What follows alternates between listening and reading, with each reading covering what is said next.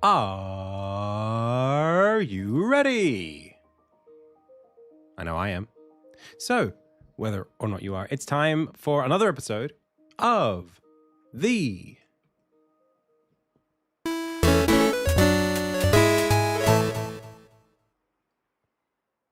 Indie Tales Game Dev live stream. Hey, my name is Adam.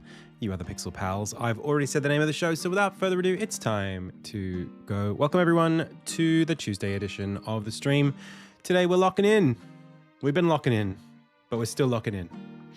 I want to say a big welcome to everybody who's here in chat. We've got Rhyme. Pardon me. Bit of a burp there, hiccup. We got Rhyme here. We've got Shamguz. Welcome. Miss Dozy. Welcome. Anyone who's lurking on YouTube, say hi.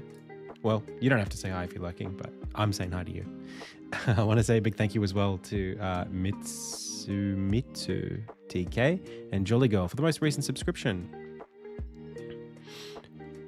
So locked in, we lost the keys. That's right. That's nice. That's a nice way to put it. So, look, I'm feeling pretty good today. Just, trucking along. We have a meeting in about an hour and a half for music, so we can look in at that. And yeah, just plugging away at Chapter 2 content and Chapter 3 content. I guess just like a really quick off the top from where we are, like a top down kind of thing. I am feeling pretty good about where things are going, but I also feel like I don't have this thing that I need, which is like this, even for Chapter 2, I don't have like I need this many tasks done. I don't have that. And I'm thinking a lot about how that might shape kind of how I look at the rest of it.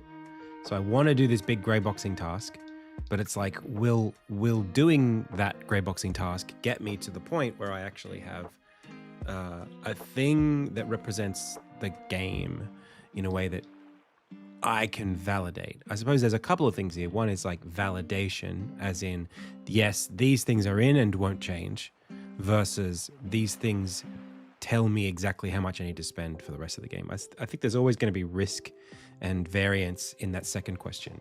But the first question certainly is one that I want to be able to narrow in on.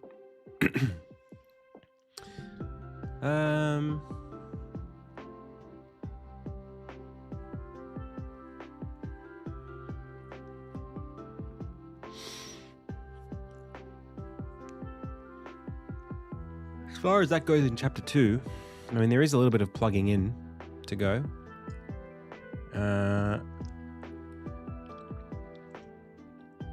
Maybe it would require some kind of like demo style playtesting in order to get one second.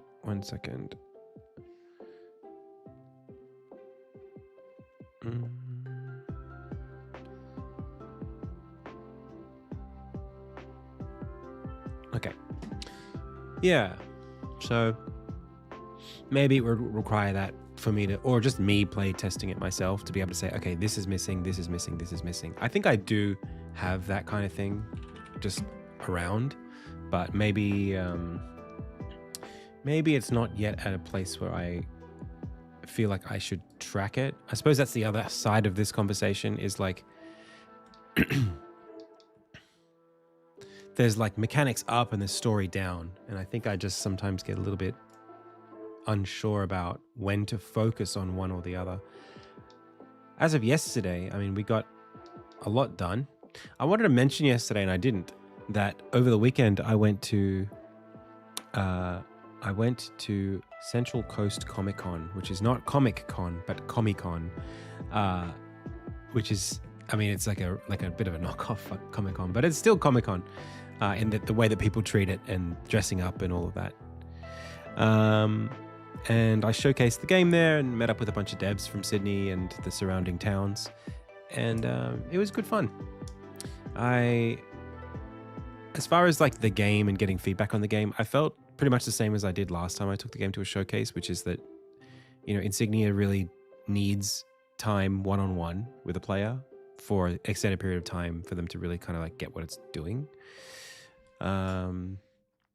So yeah, that's kind of just like where I'm, that's just kind of where I'm at. And it's still, it kind of just leaves a bit of a cloud. Permission to speak. You may speak until we go into lock-in mode. There's kind of this cloud of like, when are we done? What does done look like? How do we ascertain what done is? Which I think for chapter 1 was pretty straightforward. For chapter 2, it's I mean, it's almost, I think we're almost there.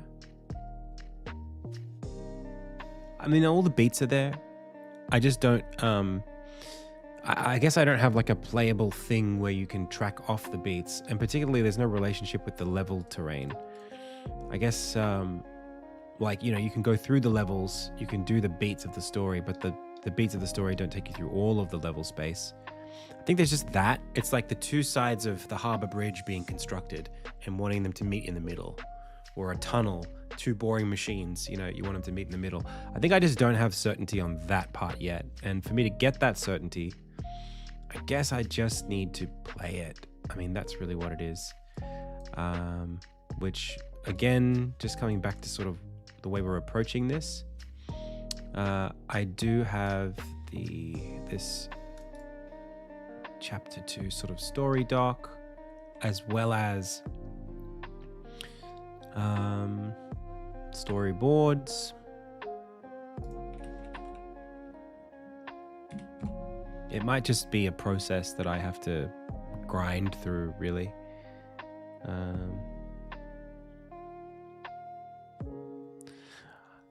Oh yeah, the water system came up really nicely yesterday, for those of you who didn't see what we were working on there.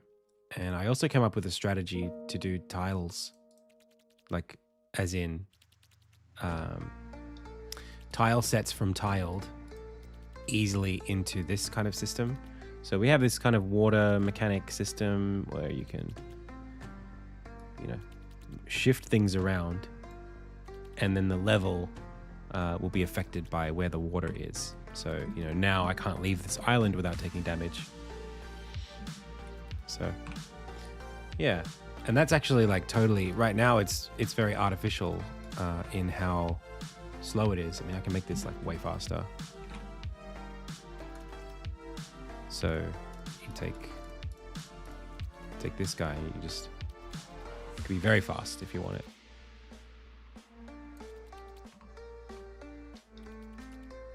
And you could do multiple of these things, right? And totally affect how the water flows. So it's very robust, very happy with it. I'm so like, it is exactly what I wanted to build. And it took me like 2.5 hours and then it's done. So in terms of like play testing this, totally doable. There are still things I want to do with it, but in terms of like just validating that like, oh yeah, I can make puzzles out of this. Yesterday we kind of did that. So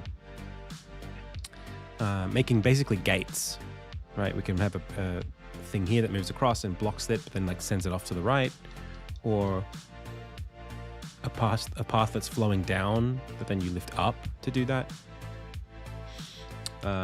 Something like this, where you bring a volume down to put a stop in it. Or in this case, you know, diverting it into a hole. Maybe it comes out somewhere else. Opening a doorway, so the door is blocked by the acid, and then you push something over and then it clears it open. Also like plugging a hole, right? So not just causing it to, it is stopped, and if you put this down, it flows across. A boat that you ride. An area that's locked off by some other flow, so you have to stop the flow up here and then like come through a door, and then you'll wind up here in a way that lets you get to the chest. And then something that like toggles left and right. So just ideas. I think there's like enough here that I can be pretty confident that I can build a system, like a dungeon out of it. And also I've been thinking about like how that incorporates with the wall running mechanic, maybe even the plunge mechanic. So there's plenty of stuff here. But I'm not feeling very motivated to get into it today. I think it's like, it's a lot. It's like a big chunk of work. And mentally, I think I just don't have the energy right now to dive into dungeon building. I don't know why that is or how that will change. I just know it really took it out of me to work on that yesterday. I put out a lot in a short amount of time, and at the end of it, I was blasted. So usually that emotional tension happens when it usually happens when there's some sort of anxiety that I could knock out sooner. It's like this thing, I'm doing it, but there's some other thing that I should do first. And I don't know what that is yet. I don't know. It might just be anxiety in general. It might just be, it really hurts. Like the discomfort in my brain of trying to do the dungeon today is like, it's probably not going to be as bad as I'm thinking it is, but mentally I just feel like I don't want to. Yeah, I don't want to force myself into it.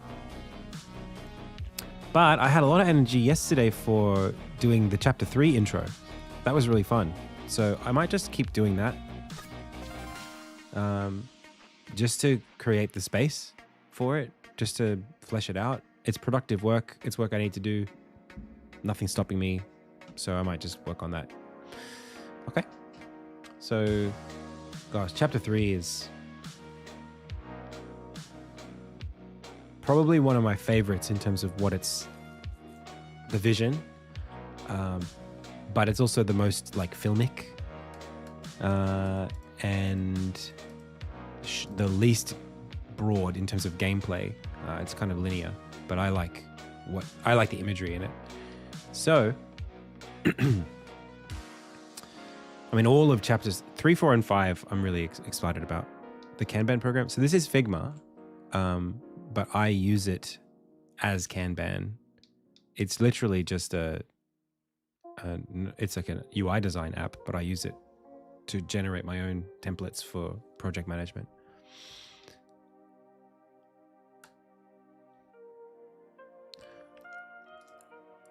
So, yeah, chapters 3, 4, and 5 is Liquid a chapter 3 thing? No, it's end of chapter 2. It's a dungeon mechanic.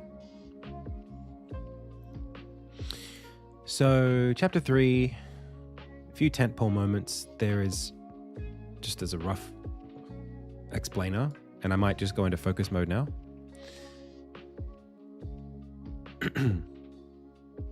As a rough explainer, chapter 3 sees, I mean, I can just tell you. I want to tell you, so I will. Armin and Ilya, who he met at the end of chapter 2, which you guys haven't seen how that happens yet, but they are fleeing from Cheverton on horseback.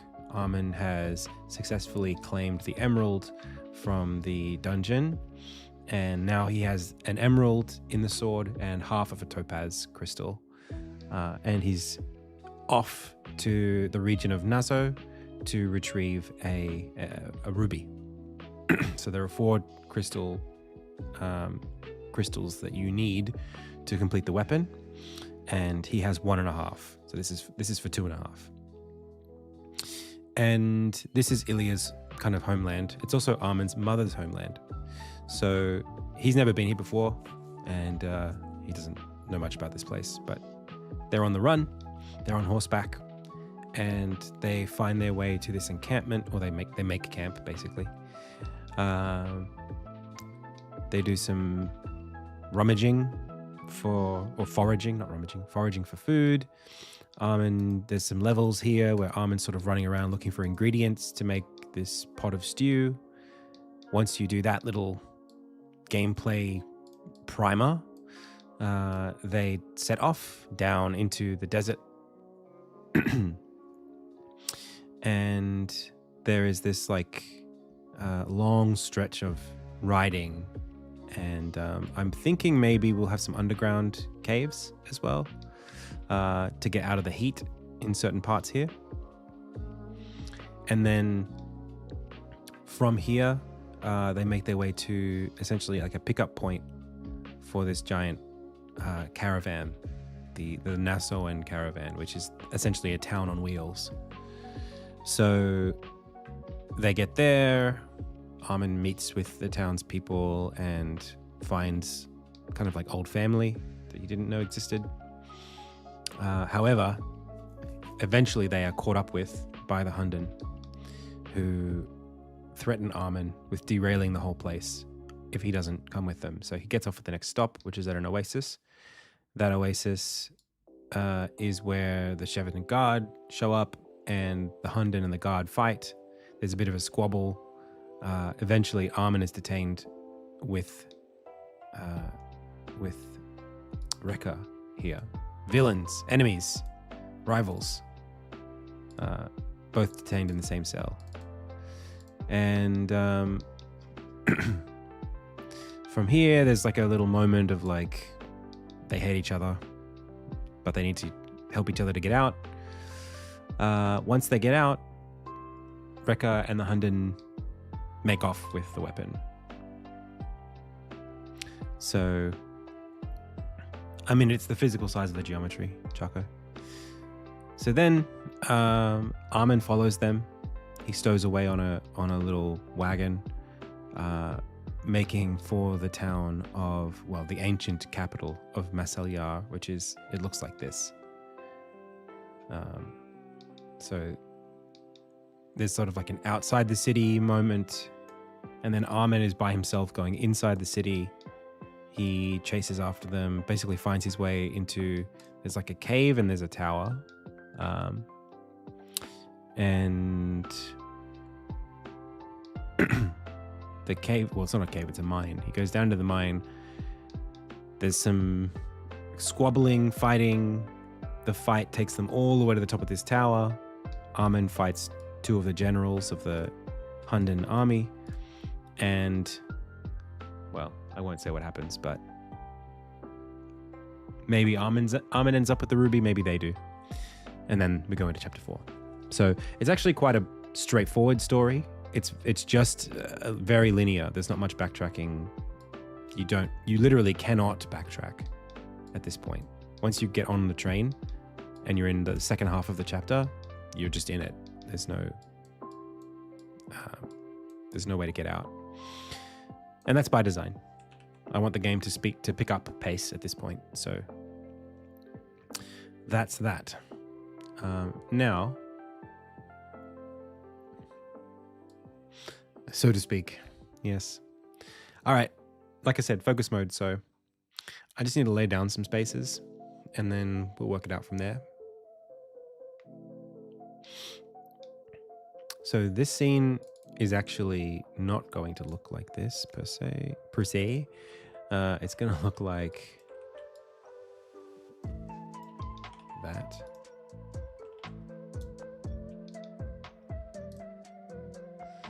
And then there's no doors really either.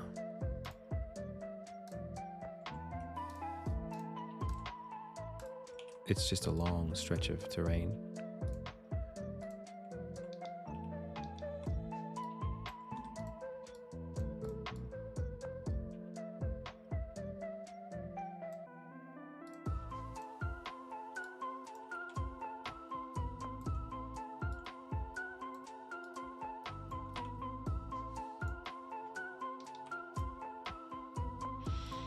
And it's actually going to loop this scene. There's a few scenes that I call locomotive scenes. This is one of them. A locomotive scene is just what I call a scene where the characters are like riding on horseback or whatever.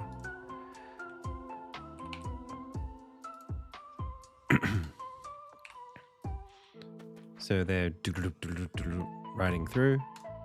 Maybe we could have this already set up to do that.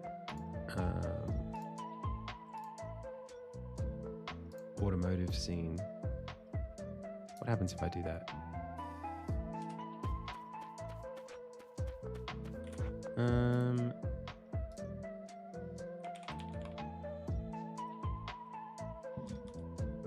Let's have a look. How does it work in this scene?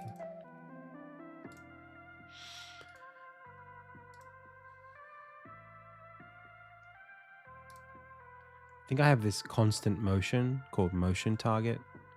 And then I have these things which scroll anchor to the motion target. Yeah, okay, let's do that.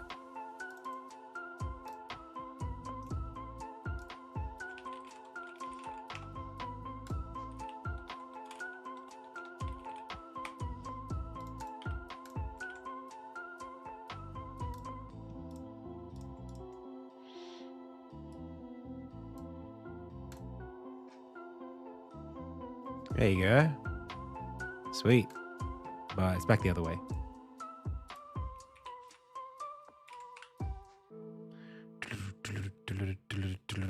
Awesome. So let's make it like a quarter of that.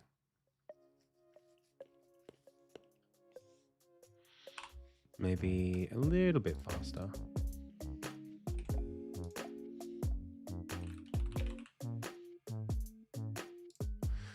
And then let's take Ilya here.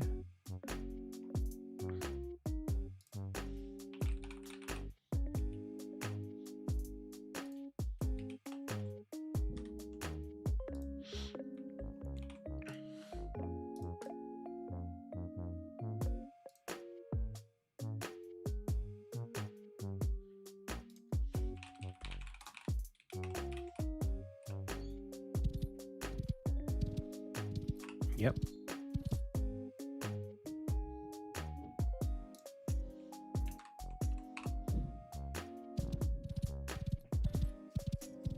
That's looking pretty good.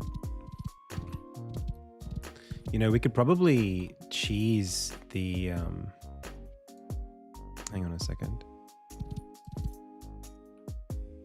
If we never bring the camera down to the ground, we might be able to cheese it. So 0.9 or like 1.35, and then bring this up.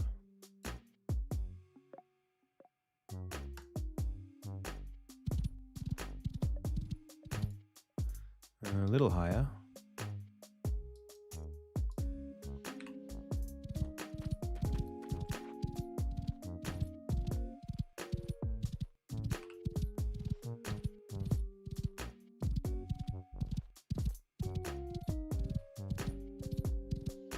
It's pretty good. So now we just need the ground to move. And I think we might be able to do that.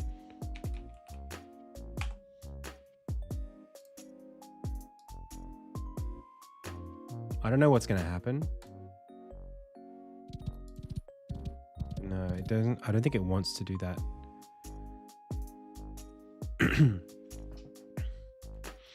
Transform position assign attempt for map is not valid. Input position is infinity. Is that because it's at 0? Oh, it did move.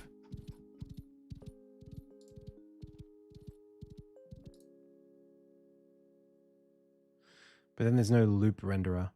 So what we might have to do here to make this work is take a stretch of ground and call that, instead of making it like a map that moves, let's remove this. So it's just a level. We take the graphics away from the terrain and then we add a repeating sprite. So I say we do this. Maybe we make this 0.9 just to make it really... Nah, we'll make it 1.35.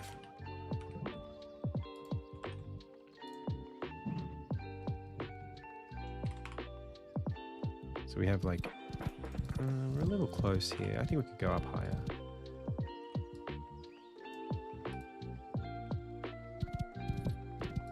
Yeah. Yeah, exactly. So we take this.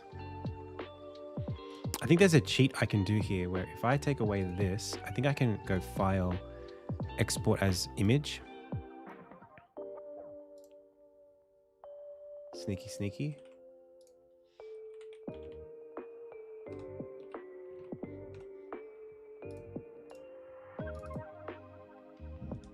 Yeah.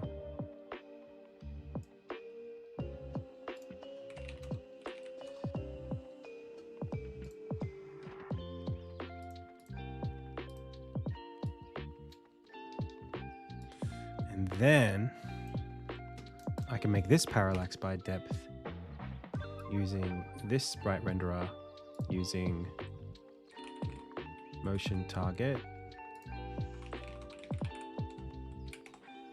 and automotive with 0.01. See what happens. So first of all, I want to remove the ground renderer from this, and then I want to make sure that this is on the middle ground 2. Where are you, buddy?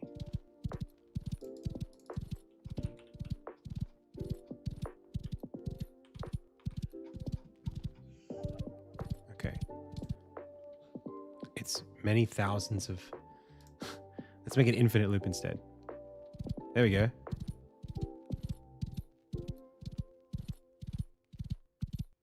Okay, sweet. I also just want to, I think I want to edit this in Sprite because I don't think it needs to be quite so wide now. I think we just take like whatever.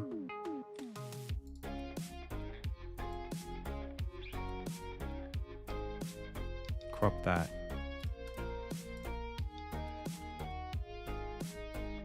Just use that.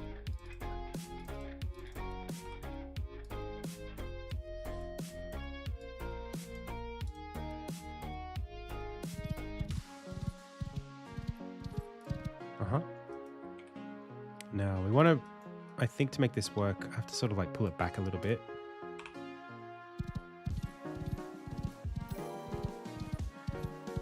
Hey, Jonathan Blow, welcome. We are working on my indie game. The J Army is here. Welcome, welcome.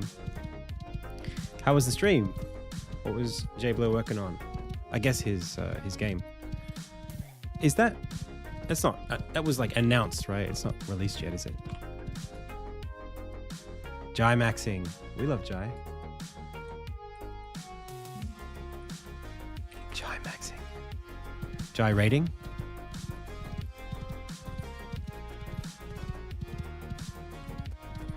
Okay. So if we like take our player character and just like move him out of here, then I could put him on the horse in the animation, and then I can have the cutscene play while they're riding. And if we want the thing to be moving a little bit faster, we can do that. What's a good speed?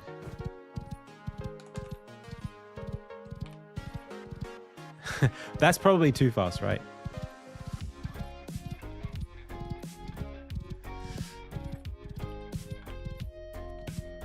That's pretty good. And if we speed up the character, that's too much, I think. Maybe like 18, 17, even 16.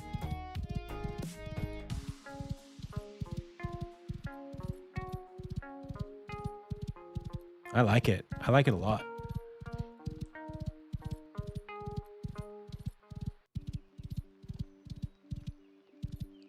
That's right, the chase by Nazgul speed.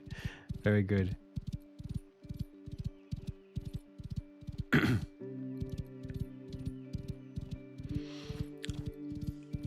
Yeah, I think what I'll do is I will take the background and push it back a little bit further. I liked it at negative, let's call it 8. And then I'm going to put her on 16.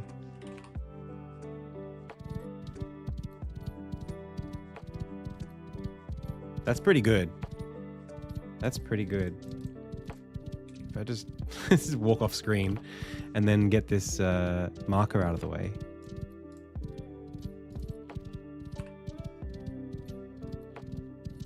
I buy that. My brain goes, yep.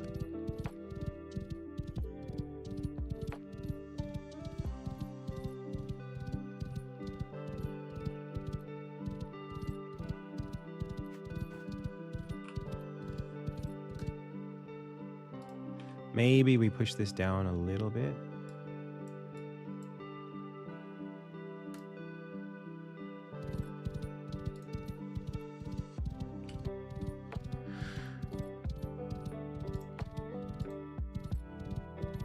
Let's take our camera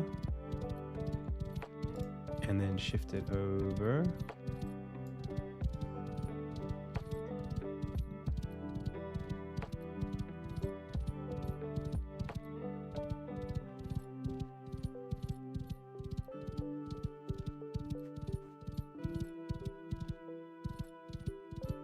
Sweet.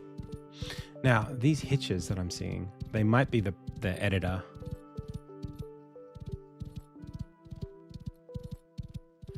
I think we're okay. Cool. So there's actually a cutscene that happens here. And I might just, well, I could put it in. It's not a big deal. It's not hard at all. I'll just go do it. All right, let's do that. So we need a scriptables. Actually, it already exists. I think it's called like, is it on the run too? On the run?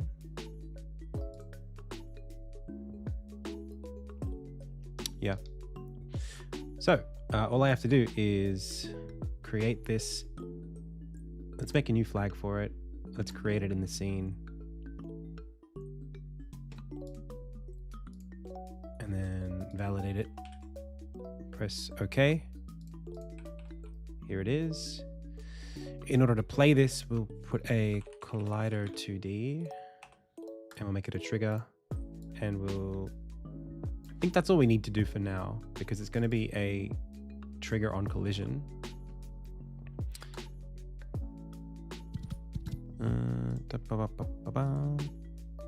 We might need to update the library for quest flags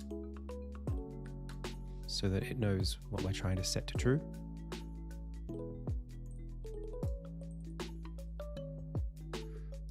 And then let's put Armin over here. Let's put the annotation away for now.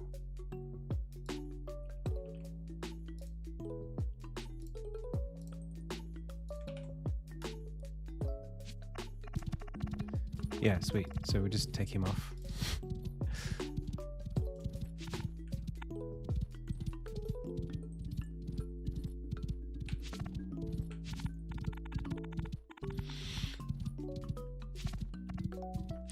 Or maybe this will be the end of, so there's the second chapter of the game ends, and then this is the very next scene.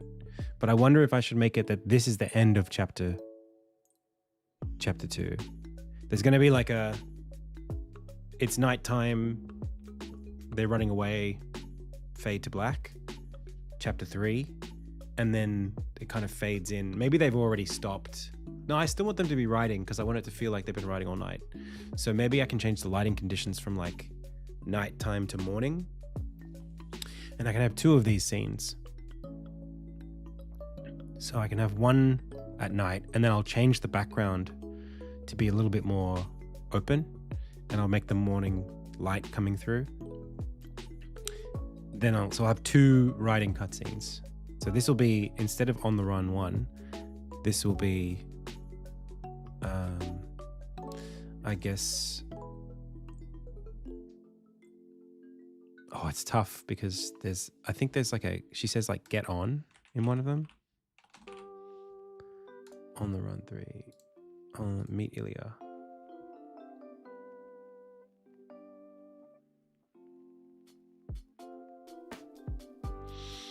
Yeah. In my head, this plays out like that scene in Lord of the Rings, The Two Towers, where Legolas just like whoop, just like hops up onto a horse. It might be in Return of the King. where she sort of just whisks him up onto the back of the horse. I don't know if that's like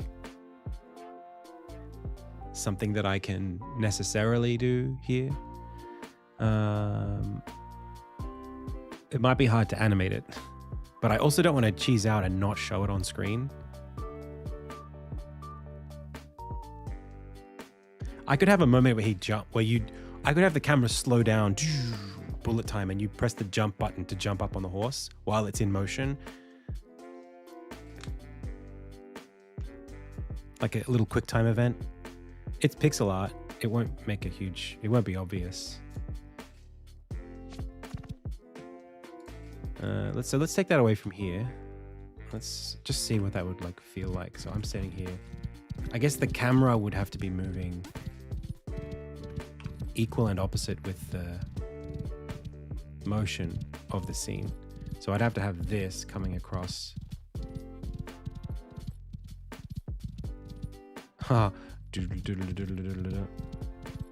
So yeah, that's gonna be tough.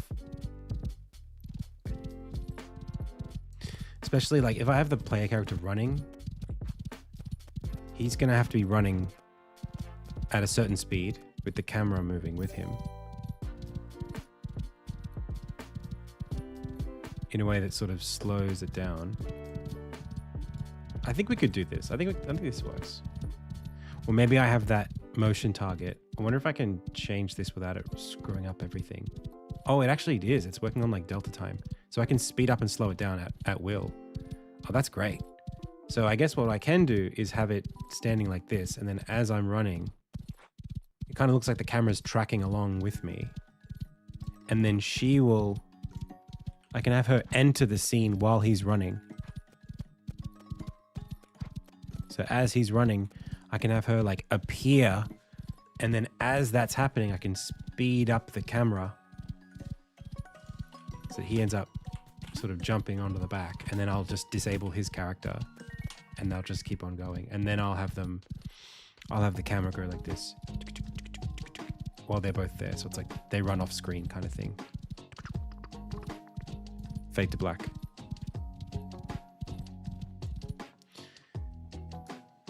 For now, it's like already a proof of concept level. I don't think I need to do much more. So I'm just going to move on.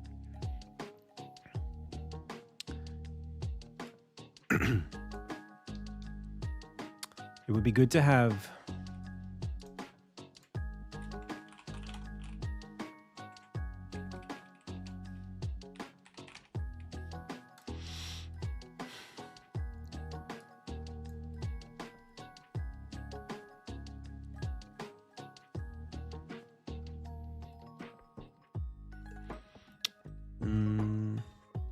okay. Maybe what I'll do is take this sort of like out. And then I think I want 2 of these. So then this, maybe I want to rename it like, or just duplicate it, just copy paste.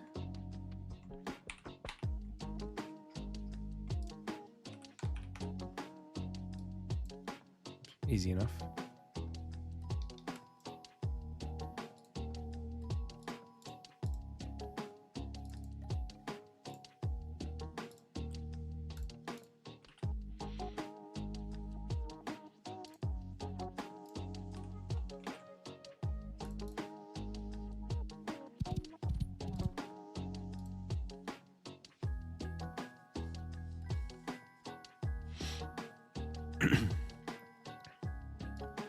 So what I'll do is maybe have this, go to this, go to this.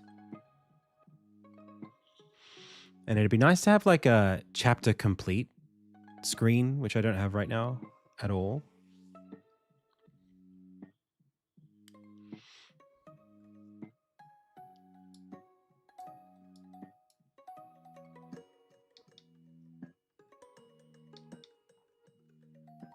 Okay.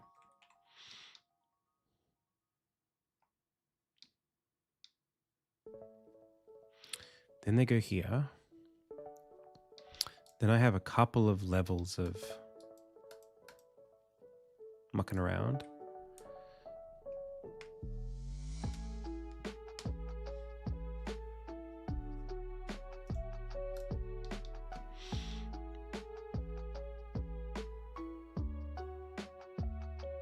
Oh, we in focus mode.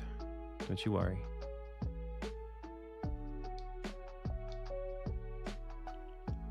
All right.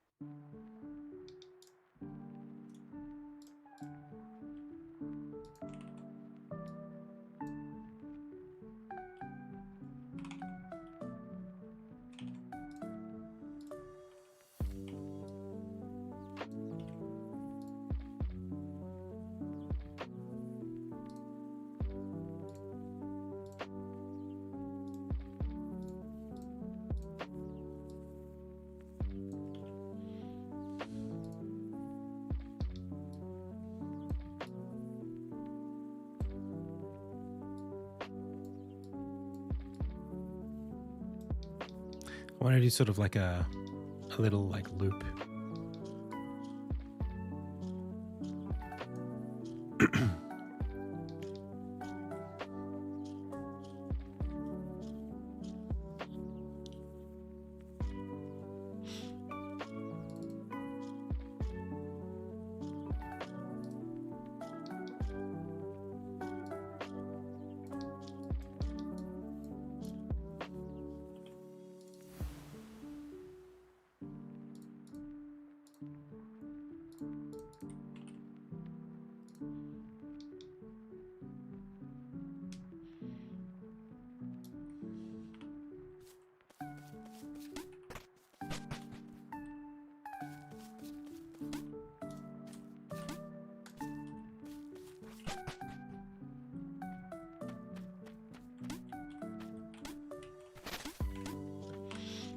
And there are 3 abilities in chapter 3, or 3 abilities in every chapter.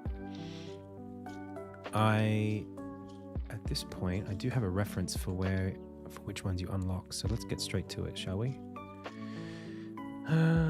We are going to ability template catalog, maybe.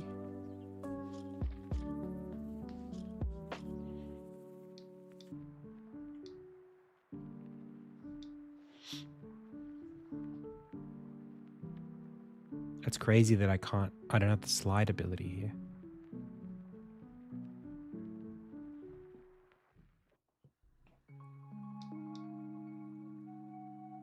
I feel like that was a major one. It's gotta be slide.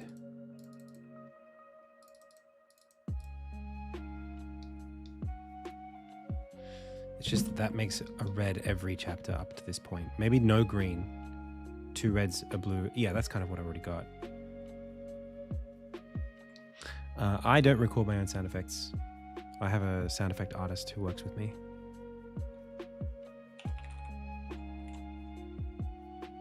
Surely that's got to be slide.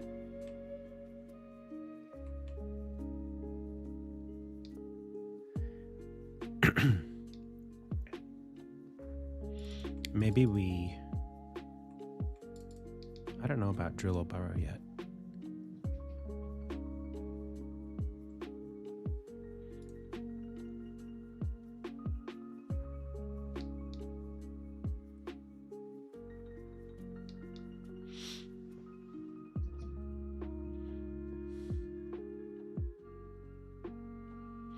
If I look at the story moments,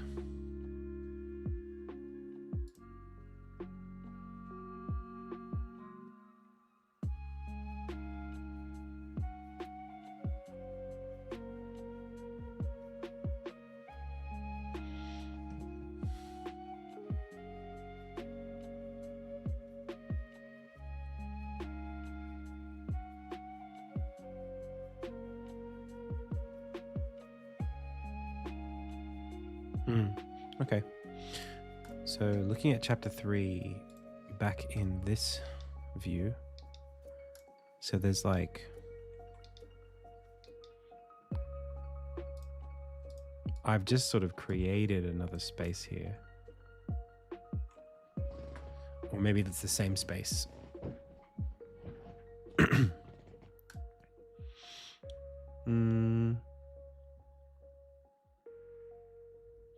It would feel a little bit weird, I think, to have 2 separate gameplay zones in the same space. That doesn't seem quite right, does it? So maybe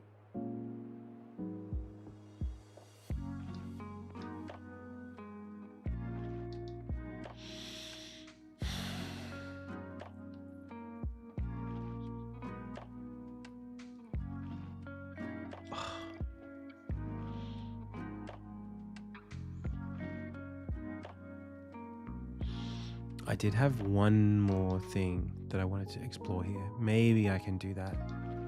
There's a Prince of Egypt moment that I can have here.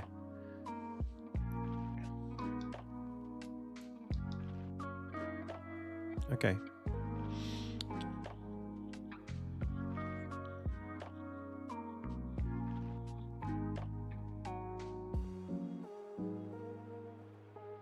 So we get red ability, we get yellow ability, go, go, go, red. That works. Yeah, we have to. Otherwise, there's nowhere else to do the gameplay. Okay.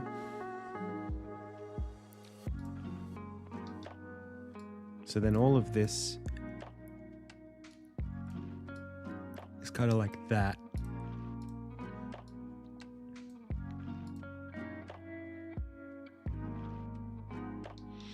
Which means we've got like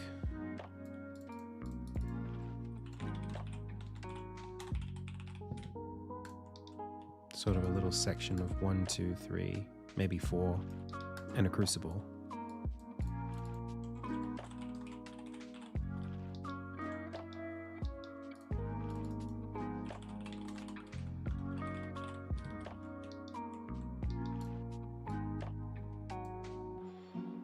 Maybe it should be sort of like here.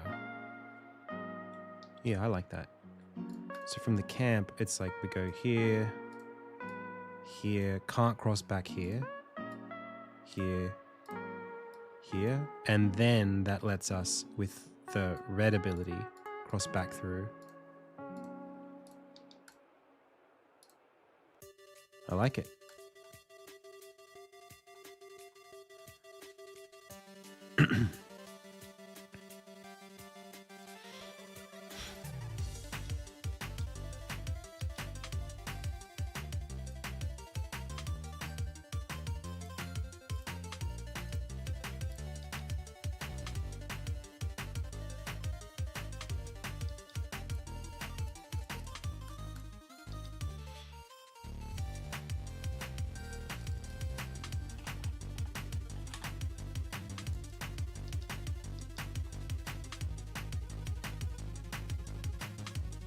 Hey Sham guys. So this is a tool that I wrote called Scene Graph. It's something that I was intending on distributing as a standalone asset, but I don't have any concrete plans right now. It's sort of like something that I want to get around to. There's just quite a lot of, I guess, picky side edge cases that might be different for people with different projects. So making sure that the project, like making sure that there's a user base that can use it and that people have their use cases served is really important. But also, like, I'm still working on it as I build the game, so it's, you know.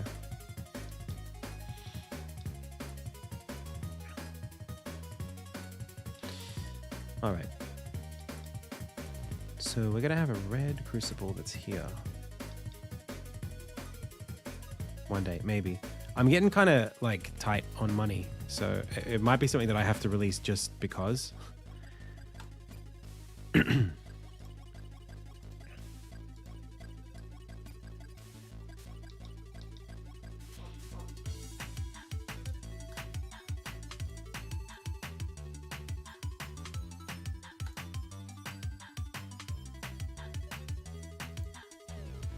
But don't hold your breath.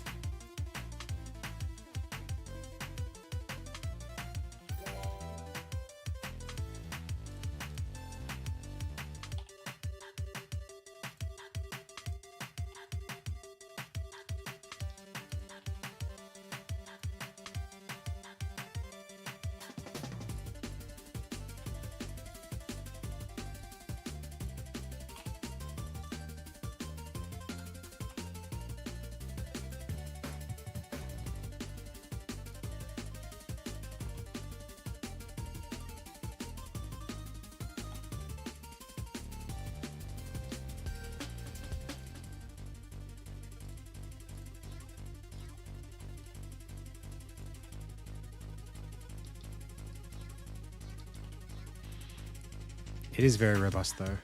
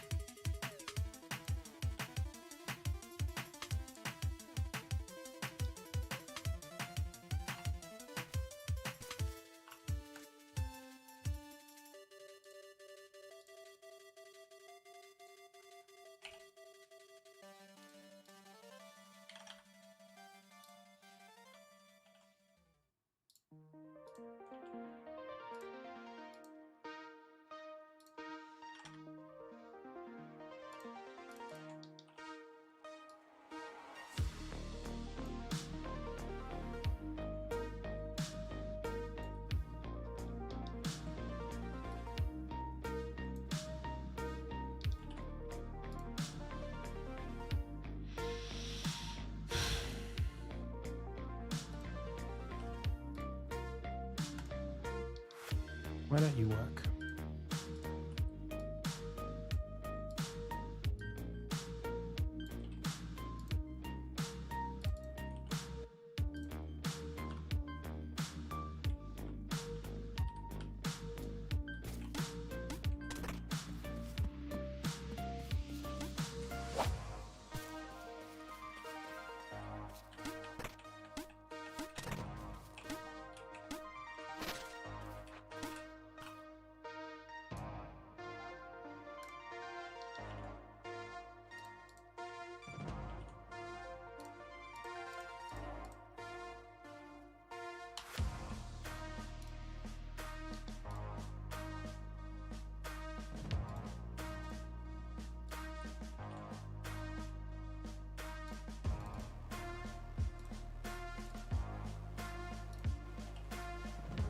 Why you no refresh?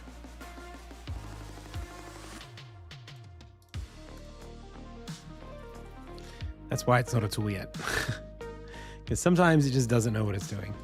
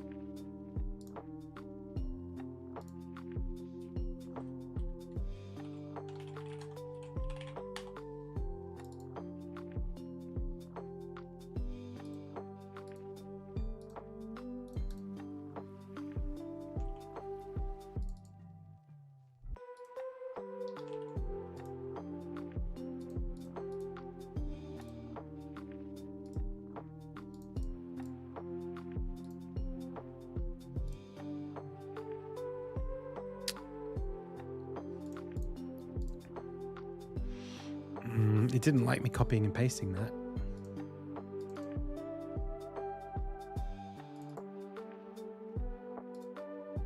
Uh-oh.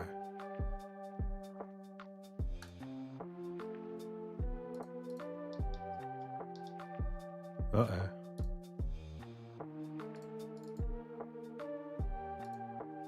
Okay.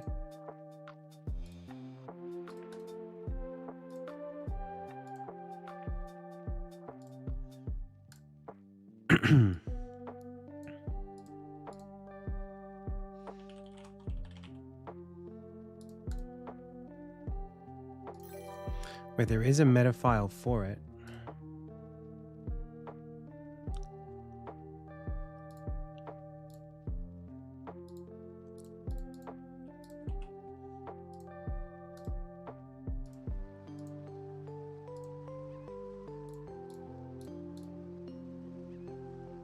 Just doesn't like it.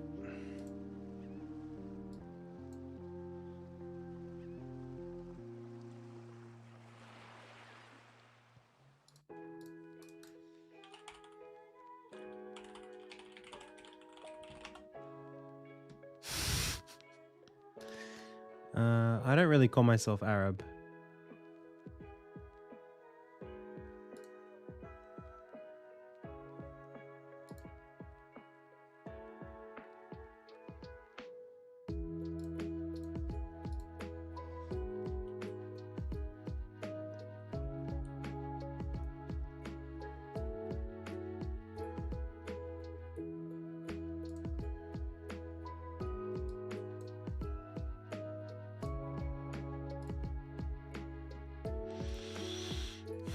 Okay, so what is this scene called?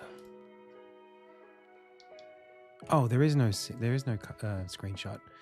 That level is called and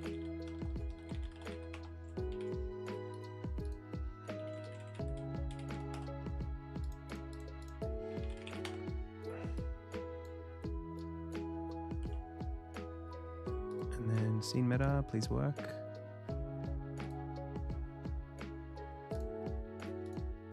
Sweet. Okay, we're good.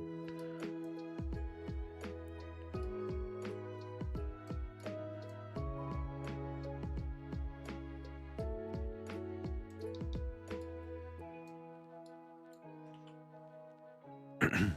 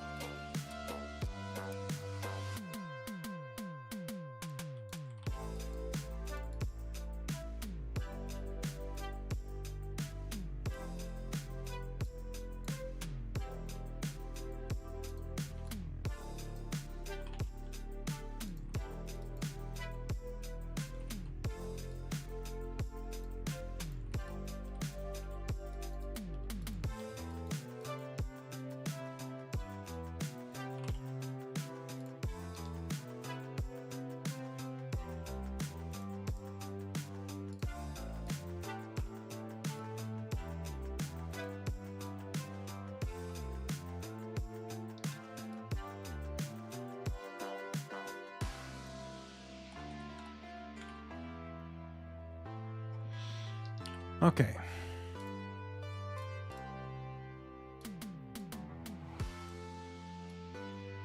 I don't really know if we need this at all. Let's just leave it.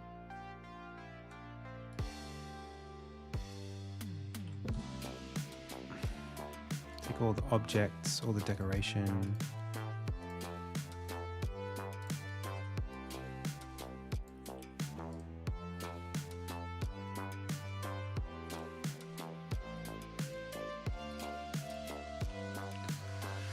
Toggle off for now. Take the 2 chests.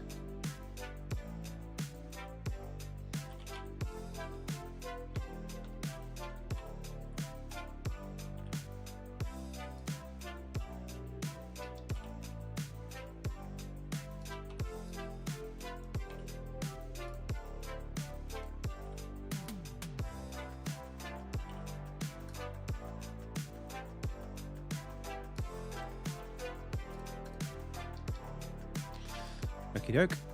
And then we need to go to FTM, fast travel menu, and then go to scenes, and then go to slide if we can find it. And then this goes to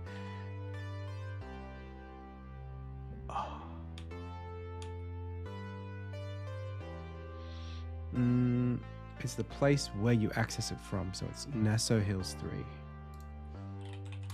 Nassau Hill Zone. Why does that not exist?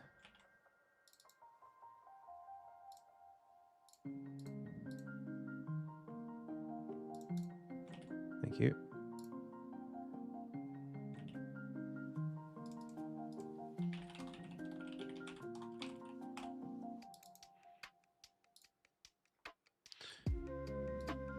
So, slide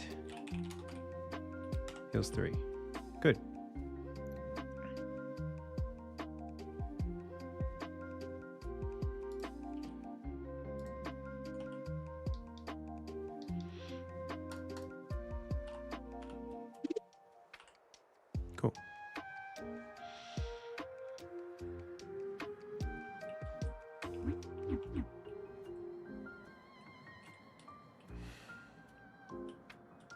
Dude, this map is so friggin' big.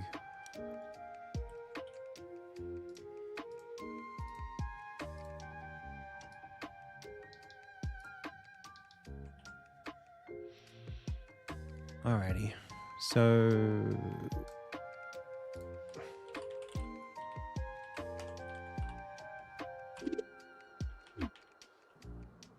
I mean, look at this. Chapter 1, Chapter 2, and all of these scenes you can fully go into. Chapter 3, which we're just starting now.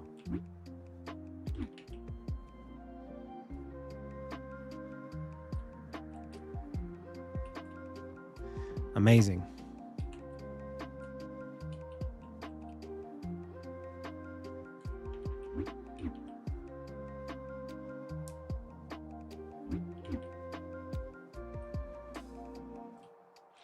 Well, I think the glow is maybe a little too strong. Maybe I need like particle systems or something there.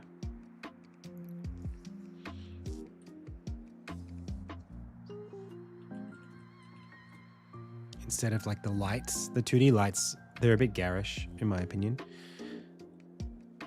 But at the very least, like we have something here now that lets us move through the space.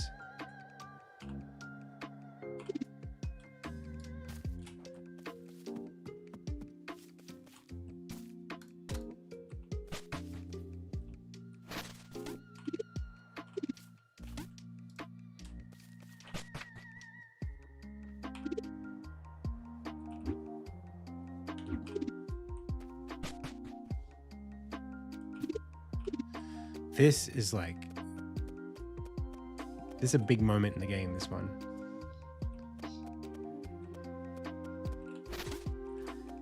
I feel like when I get this right, the camera and everything. Oh, chapter 2 is not finished. It's not finished. It's just, it's easier for me to work on chapter 3 right now for motivational reasons. Yeah, getting this scene right when this is done, you're gonna feel like you just started the game.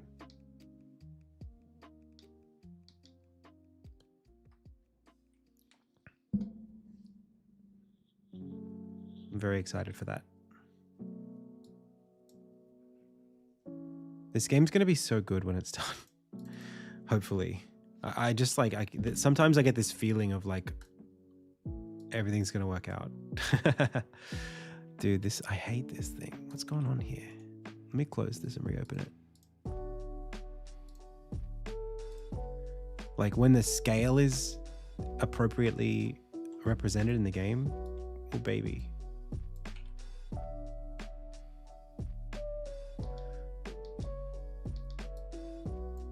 So just so that everyone understands, it's not that I am finished chapter 2. It's that my goal right now, when it comes to getting funding, is to be able to accurately scope the rest of the game. And chapter 2 is in a place where I can scope chapter 2 quite clearly. And so the bigger bottleneck is now chapters 3, 4, and 5. So I could sit and polish chapter 2, but that's really just other people's tasks that I'll be doing for them if I do it now. So it's kind of like better for me as the director to spend that time in like script space, you know, mocking it all up, and then someone else can help me with specific tasks like, oh, we need to do the tile set for this dungeon, you know. Better to offload that than for me to do it. And I'll just focus on the high priority stuff.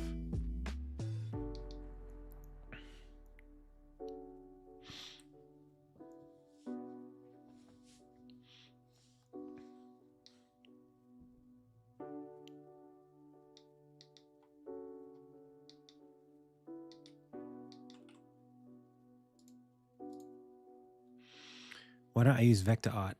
Because I'm a pixel artist. What graph tool is this? This graph tool is something that I built called Scene Graph for Unity. Okay, so we can do this.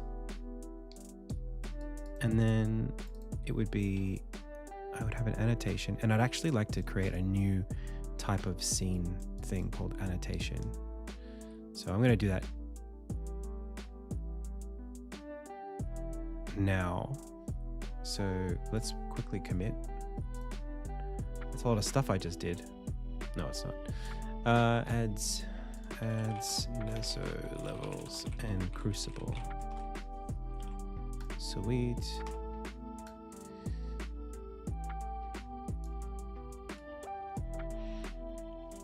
Okay.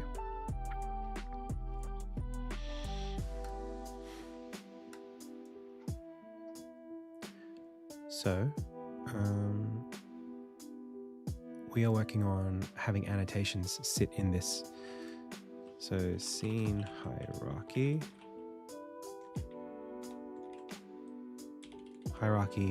processor.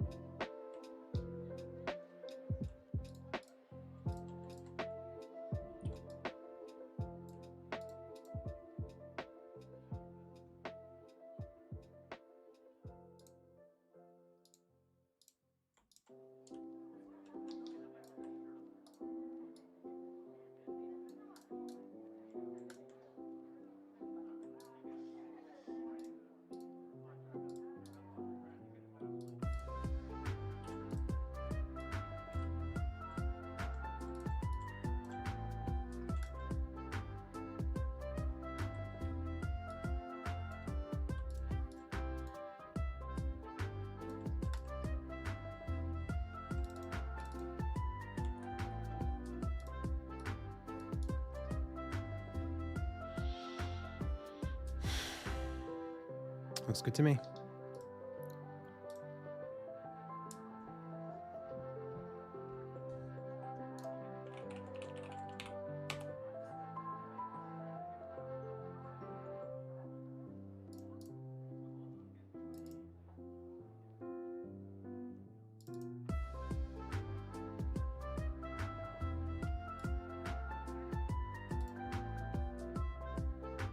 Gizmo's development icon.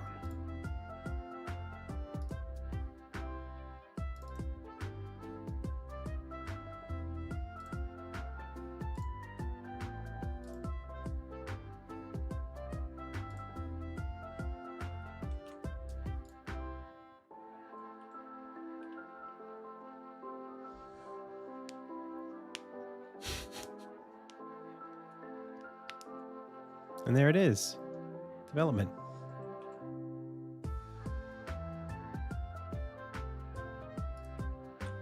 And so now if I go to any level that has those development icons inside of it, like let's just say it's this level, if I save it, I should see the annotations there.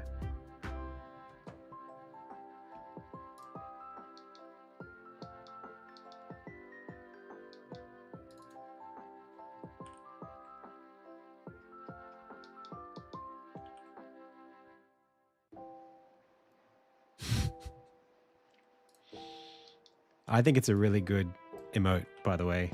I like it a lot. I think we'll use it.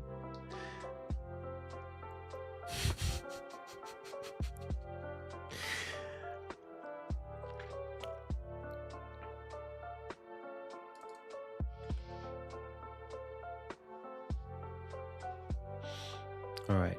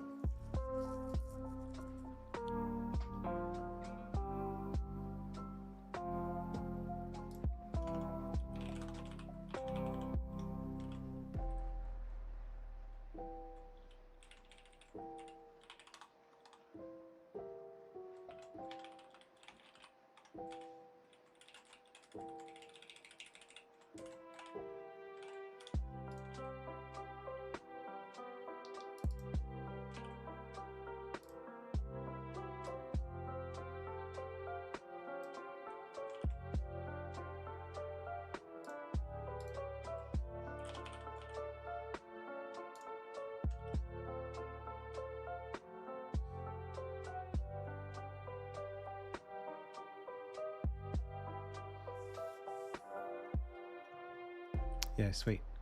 So like Armin finds Crucible.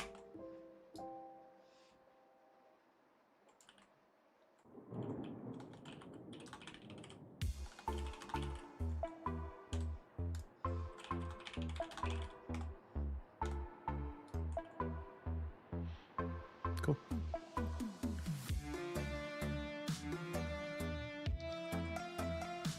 I don't like the development is at the top though. I kind of expected it to be between level and sequence.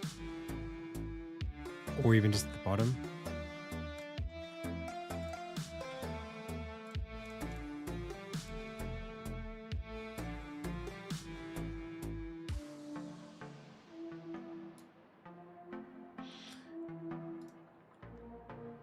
I wonder if it's because I could have done that. Or is it the keys array? I mean, it should be at the end in that case. I'm trying to figure out where the array order comes from. I mean, that's a case switch. This is...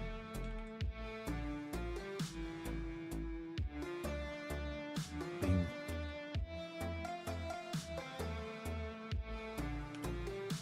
you would think it would figure out where to go based on, I don't know, maybe I don't have like a, maybe if I do a new scene or something like that, it'll figure it out. I'm not sure why it's at the very top.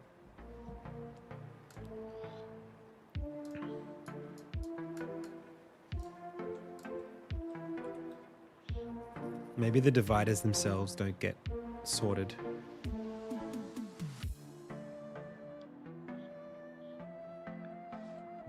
I could vibe code this one though. Does this currently sort the tags themselves?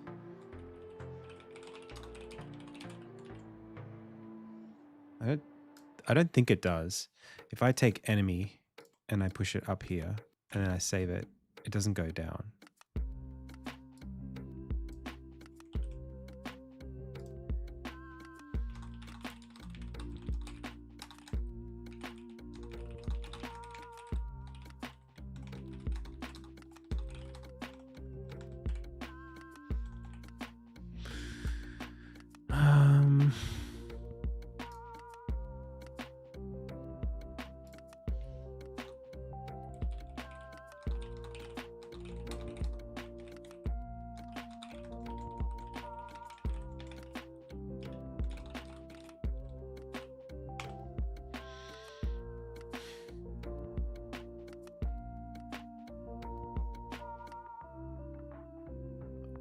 I don't think it does, but it will.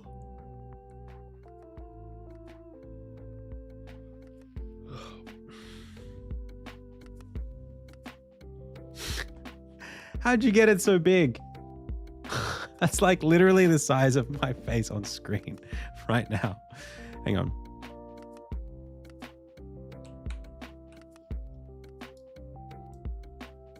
Look at this.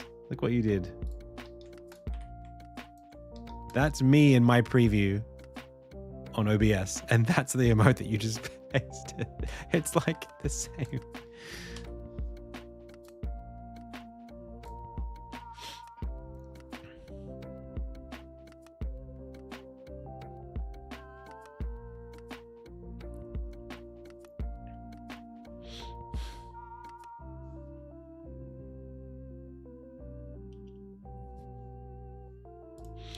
Okay, let's see if that works.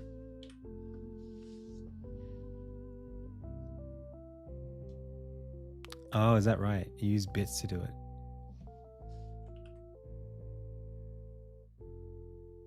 Hey, that's better. Thank you, Copilot. And I want development at the bottom. And decoration above that.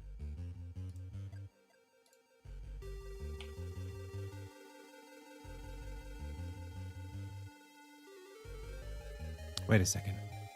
Oh, it's got it in reverse order. Okay, I want system, level, sequence, character, object, enemy, development.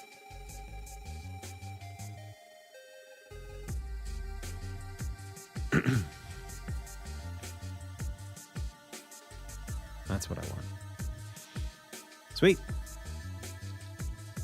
Okay.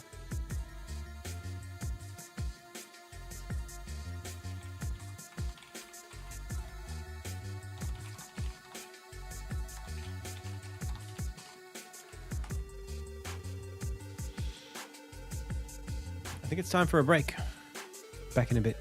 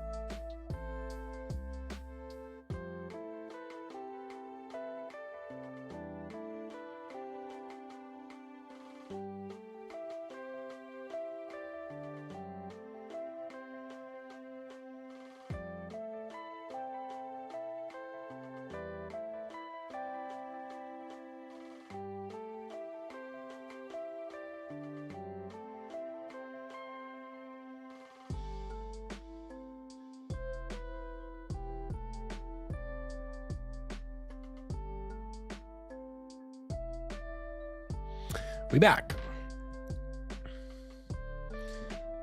You know what time it is, chat? You know what time it is?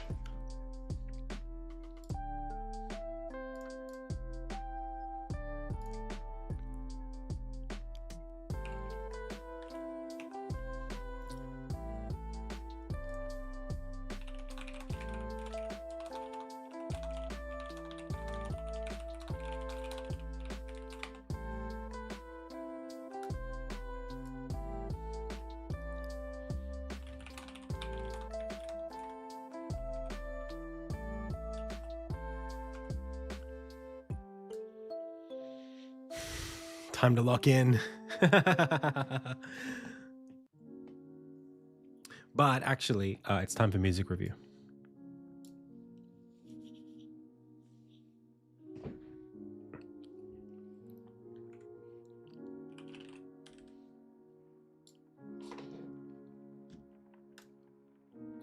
Yo, also, I've got new music for the playlist.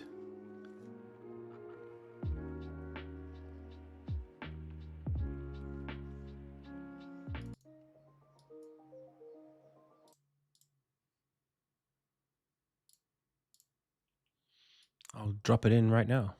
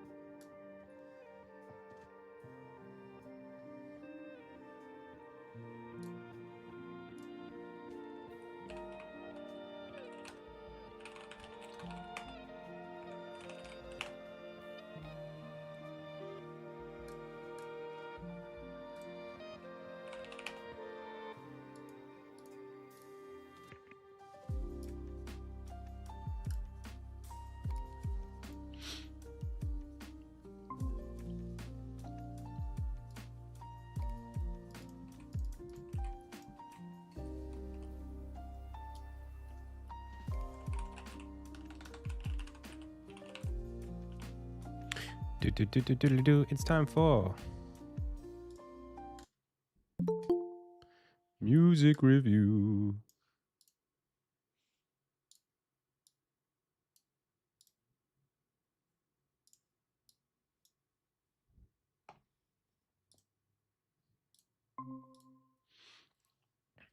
Hello. Hey, Hi. how's it going? Good. Yeah. How are you? You went to the Comic-Con, right? The Central Coast one. I did. I went to Central Coast Comic Con. It was, look, I mean, maybe a little. Um, Hang on a second. I think I want to press. I might have pressed the wrong button. That's what I want. And then I don't need that. Cool. Sorry. Yeah, it was a lot. It was kind of like a little bigger than I expected it to be, but I had kind of geared myself up to think it was like going to be essentially just a tiny little community hall thing. Um, it's. I don't think it was like a licensed Comic Con because they spell it differently, but Oh, really? yeah, it's like comic COMICON instead of comic space con. Oh, So legally distinct Comic Con. yes. Um, but it was good. I mean, I had a really good time meeting a lot of the devs from Sydney and Wollongong and the Central Coast there. Some familiar faces and some new ones. And it was just one day, so it wasn't. It's actually crazy how close I live to. Well, no, I don't live close to it, but it's not long to get there from where I live. It's like 45 minutes, 50 minutes. So it just Yeah, wow. happened to be. Uh, I just drove up, showcased, drove back. I got a cool poster out of it though, so that was fun. Like for the game or the Yeah, they event? printed one off for me. They Oh, were like, cool. "Oh," and it's like a really nice kind of like vinyl texture, and I might see if I can get. Um, I think it was just through like Vistaprint or something, but I'll see if I can turn it into something that we can have because I like it. I've got it on my wall at the moment. Yeah, So yeah. nice. What about you? How was your weekend? It was good, yeah. I ran a Sydney game audio meetup on Sunday. Oh wow. Um, yeah, so there's this online platform that was birthed out of the death of Twitter. Um, Okay, that someone made for basically game audio people I see. globally to have an online platform. And Oh cool. they've started doing this yearly game audio conference that's all online and all completely free because a lot of the big conferences are in person, very expensive. Mm, And I don't know how long they've been doing this part for, but they have a worldwide meetup on the last day where basically they encourage as many cities, like people to organize local meetups at the same time or the same day, not the same time. But Sure. yeah, so I thought, yeah, I'll organize one. That's great. And it was a lot of fun. Yeah. Was this your first event that you've organized?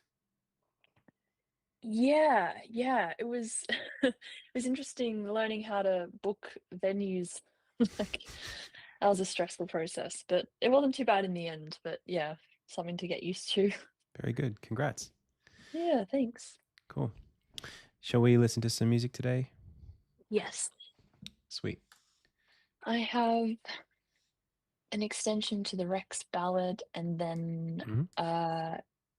a little edit to the Hunden ending based on your feedback. I'm still not r that happy with it, but Okay. I can hear your thoughts where it's at the moment. I don't know Sure. which one you want to start with. Let's start with Rex. Yeah, cool.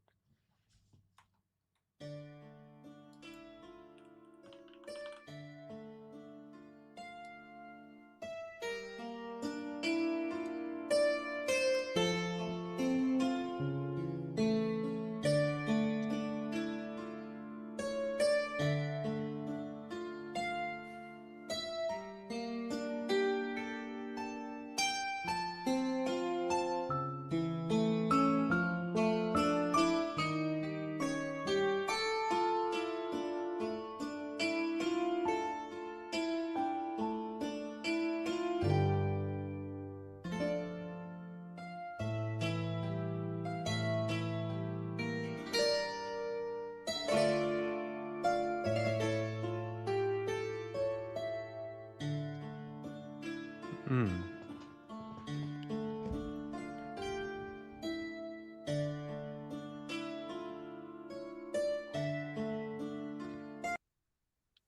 Yeah, interesting. It's definitely heading in the right direction.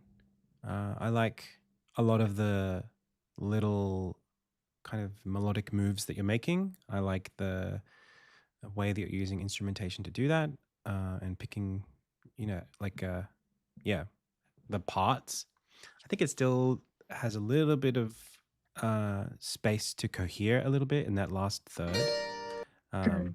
There's just like, ways to structure it to be a little bit more, I guess, playing with the ear's expectation a little bit more. Right now, it just sort of feels like a lot of ideas, but they're sort of um, doesn't quite have that kind of, either, like, I don't know how to describe it. Like, the structure is not as easily followed yet. But I know that a lot of the work that we do um, tends to, like, it just gets there in the end.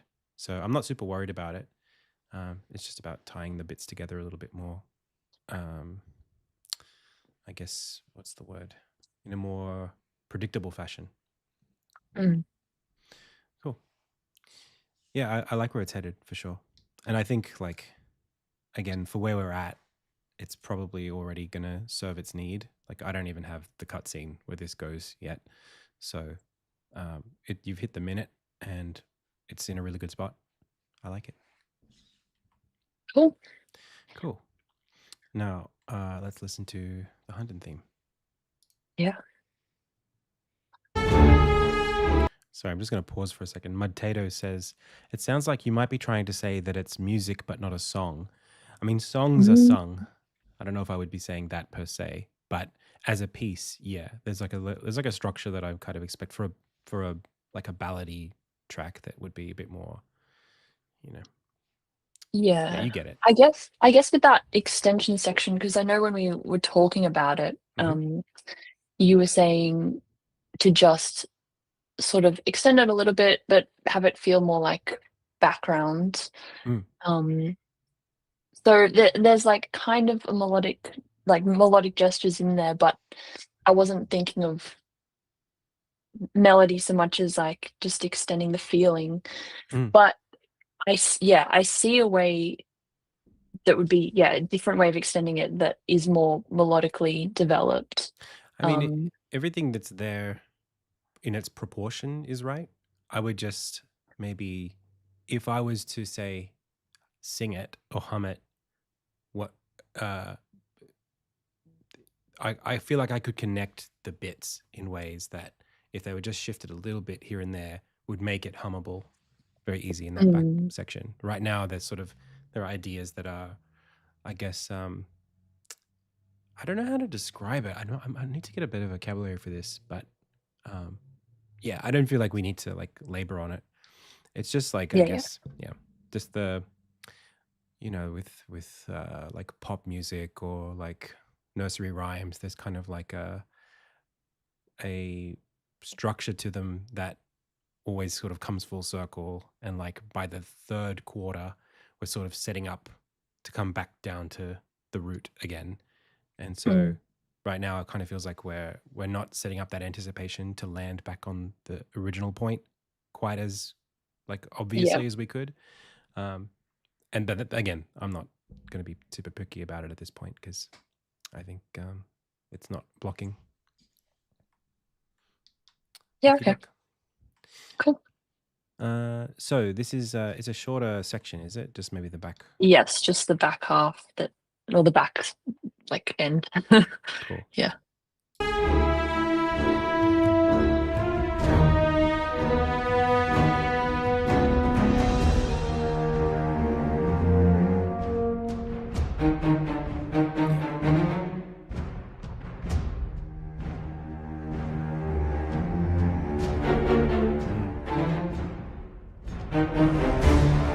Yeah. Yeah, definitely. It feels more confident. I'm almost getting like a Jaws aspect to it now, which is really Mm. nice. Cool. Yeah, I think yeah, the adjustment is it's a simple one and I like it. Mm. Okay, Cool. cool. So let's do a quick check. So for this week, where are we at? Only yeah, we've hit the minute for that, and I'm happy for that to be green for now. And then we've got the boss fight. We've already got a lot of stuff for that, but I guess we could think about wrapping it. Yeah, I think we were just leaving it till more of the fight was done so that we could think Yep, more strategically about it. Yeah. yep. And then our dream sequence. Remind me. I feel like we've got a fair bit there, unless I'm making things up. How long is this already? I think in the just opening up the F mod to check. I've got 38 seconds in the preview that you've already posted.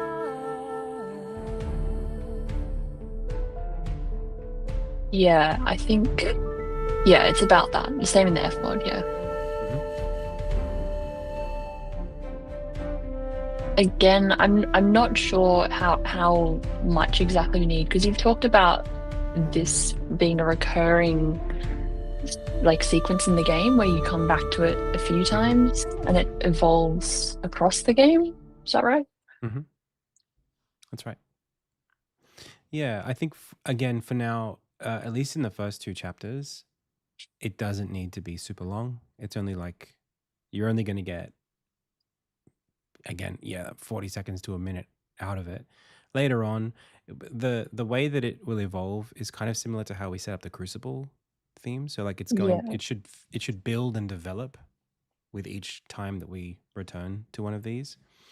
Mm. And so I'm happy to sort of like do this in a I was going to say do it in a way that where each chapter that we revisit, we add to the scope of it. However, the way that I've kind of been approaching development in the last couple of weeks is I'm sort of just filling in large chunks of game. So maybe by the time we have funding, I'd feel like that's actually a really interesting thought because our contract is per chapter, and by the time we reach the point where we have the funding to proceed with that, I expect that I will have like the rest of the project's budget available for you. So it might still make sense to break it down chapter by chapter just to go on that chronological journey, but it might also make sense to fill in the tentpole bits, maybe what we could do is set up some kind of a scope so that the deliverables can still be like exchanged and payment can be made in a way that suits a proportional whatever. We still break it down into the remaining thirds, but as to whether or not that should be like chapter 3 budget, chapter 4 budget, chapter 5 budget, I don't know. I guess we'll have to cross that bridge when we get to it. But suffice it to say, I do think, with a lot of these tracks, I can see, particularly this one. I mean, this track specifically will need to be longer when there's more gameplay, and the gameplay isn't there yet, so I'm happy to leave it where it's at right now. In the meantime, I don't mind just doing like if you just literally copy paste, but keep the piano line and the, like that first little couple bars.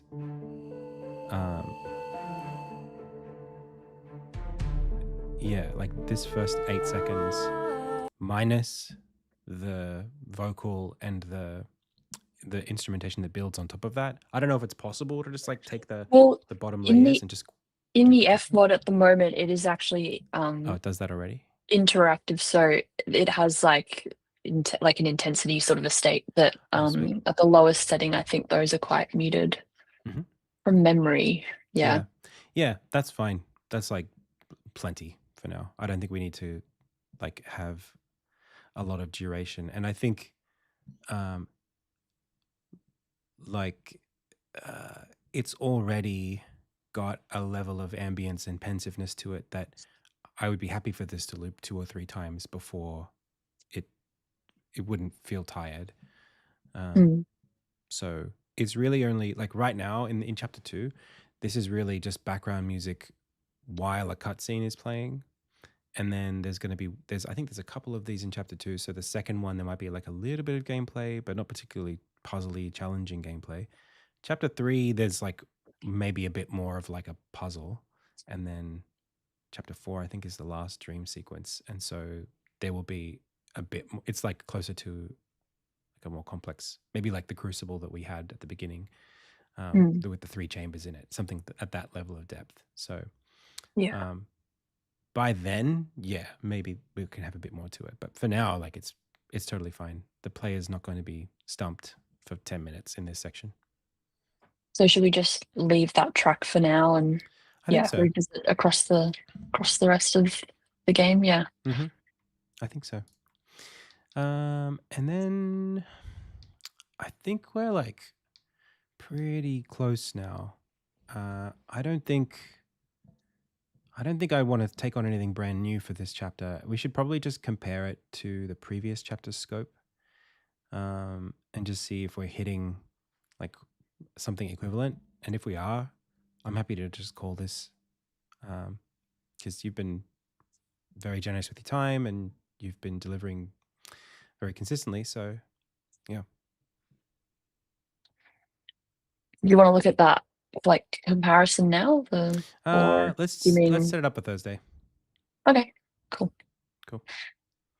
So before then, I guess I'll work on the ballad some more. A little bit more, and then based on the feedback. Yeah, for the boss fight. I mean, I'm working on the dungeon at the moment. The boss fight, I think where we have it now, if I might just listen to it, if that's okay. Yeah. We've got, do we have like in the F mod, do we have like a system set up so that I can toggle between the sections that we've put in place? Or are they fragmented, like separate events? I'm just looking in the F mod now. I don't think we actually have an F mod event for it yet. Okay. Because it's still very piecemeal. Let's try seeing if we can, even if it's super rough, let's try just hacking together what we've got into something that is, that has some action to it, like that lets us toggle between different layers. So if you want, it should follow this thing to some degree. So whatever we have, if we've got like a Kerr section, a Wrecker section, and an Armin section, just being able to toggle so that we can have a listen. And then I can see about setting that up in the engine and just seeing kind of like the gap between where it's at and where I would want it to be while I'm Yep. prototyping the boss fight. Yeah, that sounds good. Okay, cool.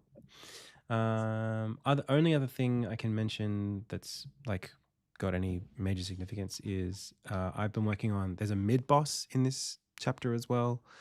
I was thinking of just using the mini boss music that we've already got for it. It does have an identity that's a bit more unique than just an enemy like we had last chapter, but I'll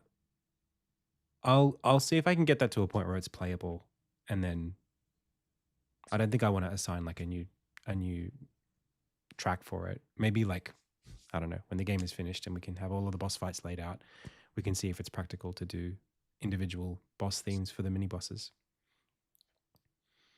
Yeah, sounds good. Cool. Okay. Well, I'm happy. Cool. All right. Well, talk Thursday, I guess. All right. Chat then, Morgan. Thanks. All right. See ya. See ya.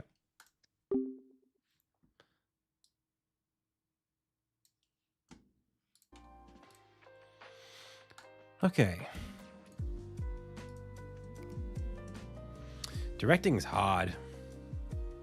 You know, you got to be so. I think I'm learning that what makes this project so hard is the amount of mental, like, forward thinking I have to do all the time. It's almost like mental speculation. We will need this. We won't need that. It'll be okay to take this far. Let's review later. That needs to collapse over time.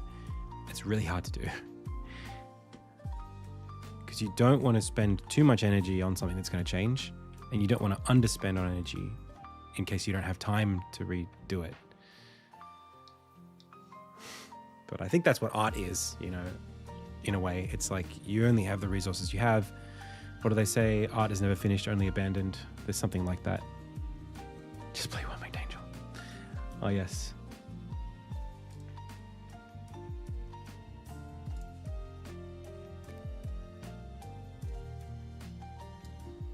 Cool. Okay. Well, let's get back into it. Do I have the energy to work on some chapter 2 stuff? I think I do, actually. I'm like holding my brain's hand like it's a toddler. I'm like, do we have any energy for chapter 2? Also, question, is this music distracting? It's a new album. I just want to make sure it is a chill album, but I feel like it's got a little bit more ear grabbiness than the previous albums that I've got in here. So just if it ever gets a little too intrusive, just let me know and we can dial it back on specific tracks or whatever. Yeah, it's lo-fi Kingdom Hearts.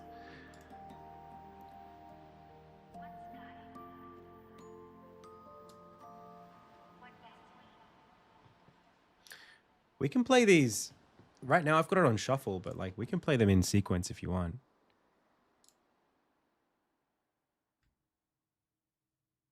We skipped a few there. Let's start with oh, they're not in order. Oh, what order do they come in? We missed like a bunch. It's Hollow Bastion to start. Can I organize them? Oh, I can. Okay, well, let's do that. Let's start with Simple and Clean. And then Sanctuary. Dive into the Heart's good. I don't know Missing You very well. Destiny Islands has got to go there. Namine and Ventus can go over here. Face My Fears is a bit later.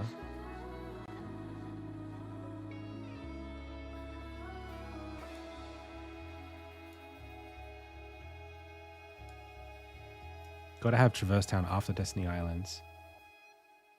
And then Kyrie after that. You and I. See, like this track may be a little much.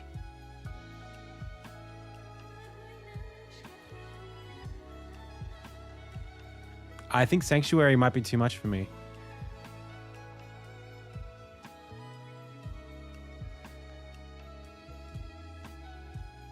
We'll see. We'll see. I'll let it play. Passion.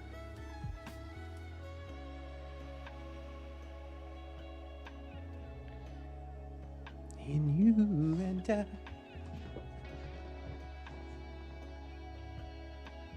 All right. Yo, pals, do you know how locked in I am right now? I'm so locked in that last night I recorded and edited a video for YouTube after the stream in like an hour and a half.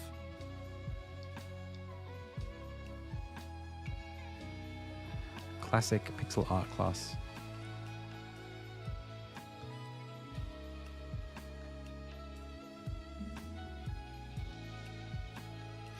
All right. Bro, it's too much. Next.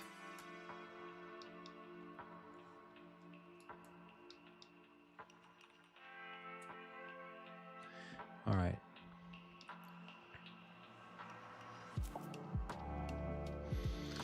We're locking in, chat.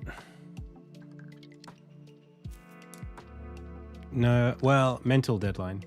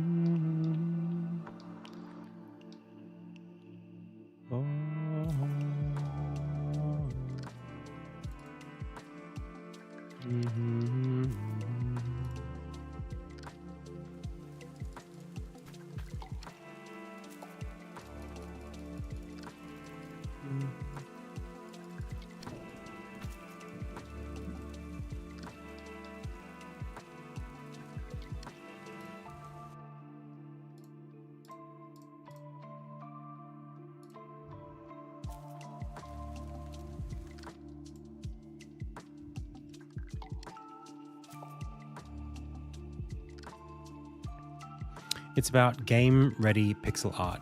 So exporting, authoring, slicing, pivot points, frame rates, that kind of thing. Just bringing your art into a game engine and things to avoid, things to focus on. Atlases and shaders and things like that.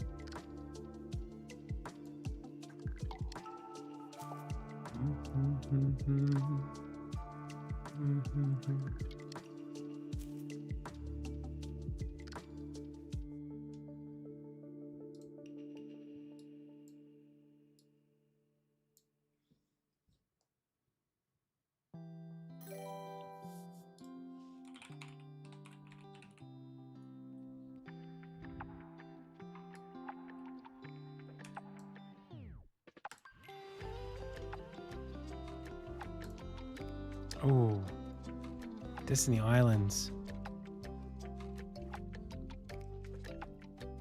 It's like a 20-minute video and I recorded it in an hour, yeah. And then edited it in half.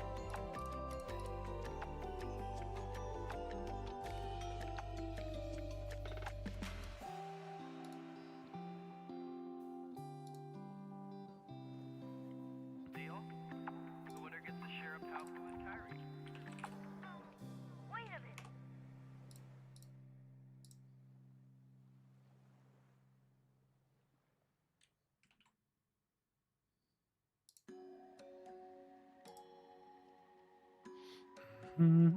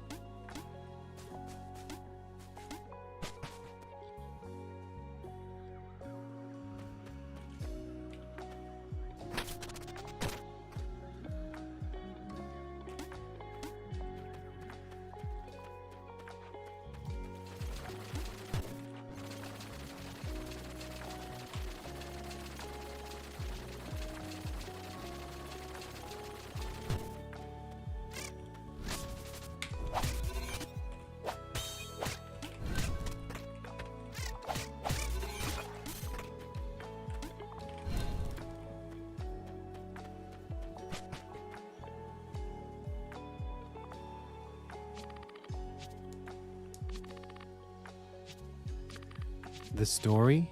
And who is Eliza?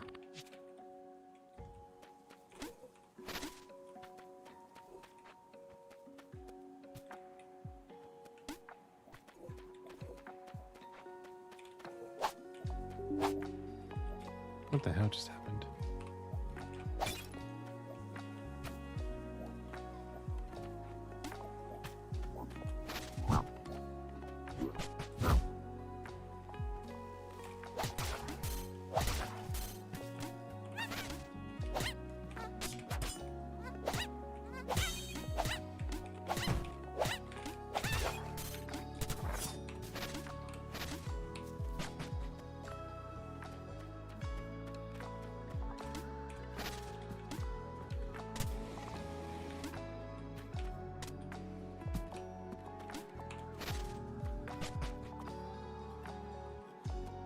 All right. Of course. Wait a second. Focus mode is activated. Fake Coffee, haven't you been here for like a long, long time? When you say what is the story, are you asking about like Insignia's story? I feel like, have you not been watching for like months and months and months? Why do I feel like, or are you a more recent viewer?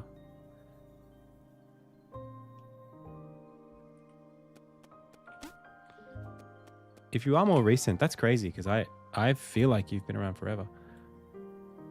Hey, Harris Ali, thanks for the sub.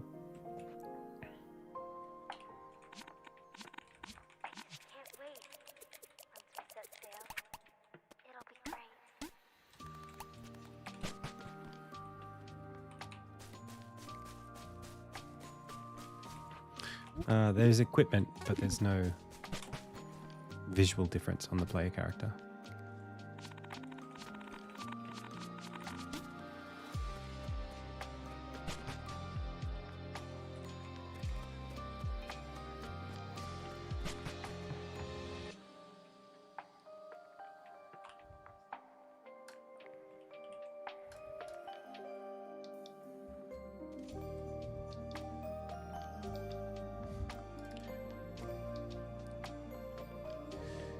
I'm going to be in focus mode for quite some time. So this is going to be, this is like a new norm, unfortunately, which means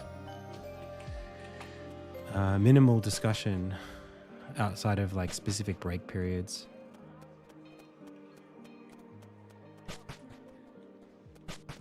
Yeah, that's no good.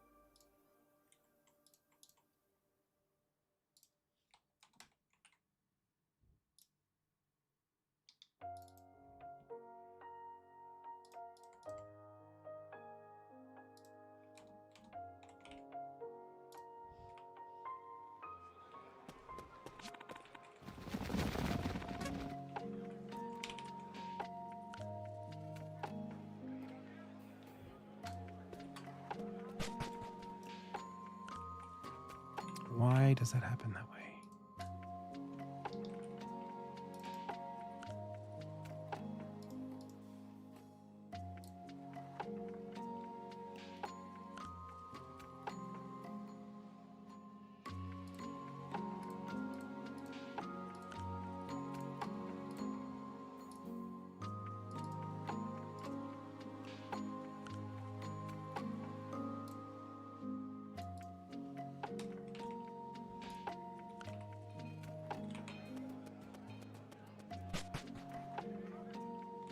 That's right. That's not right.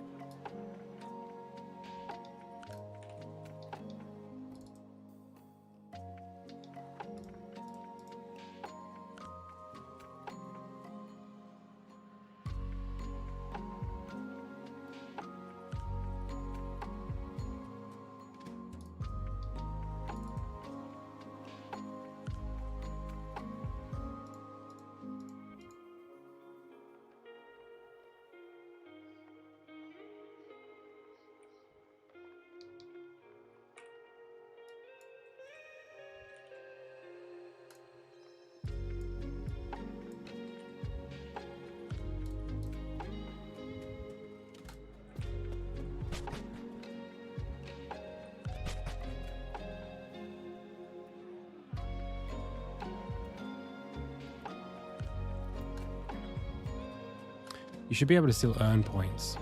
You just can't spend them right now, as far as I know. Let me know if you can't earn them. You should be earning them.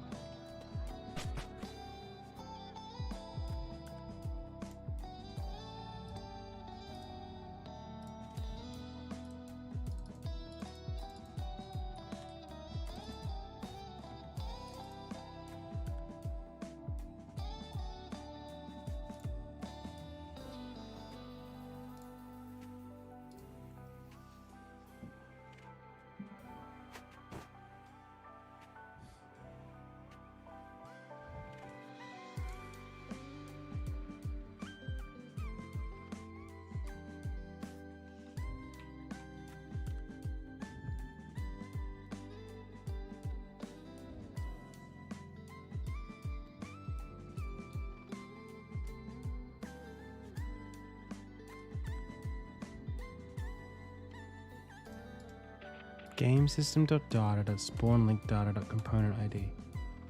Oh, that might not be right.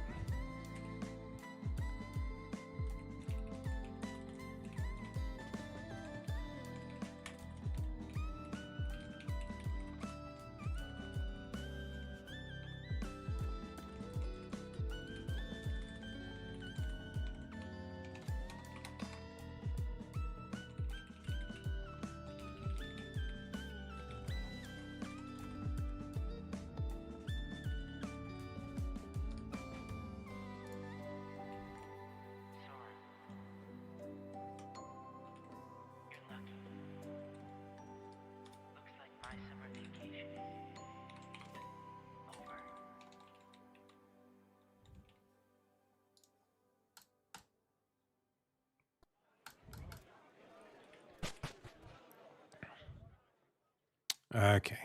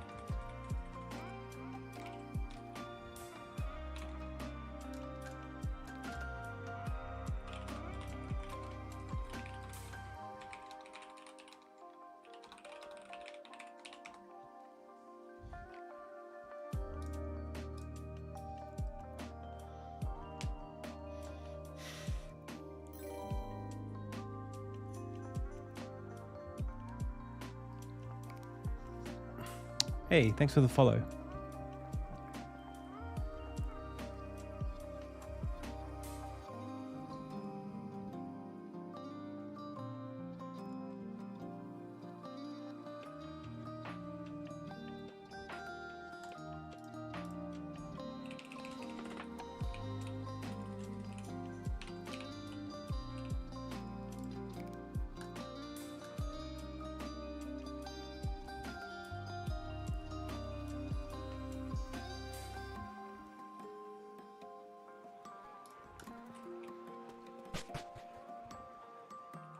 Much better.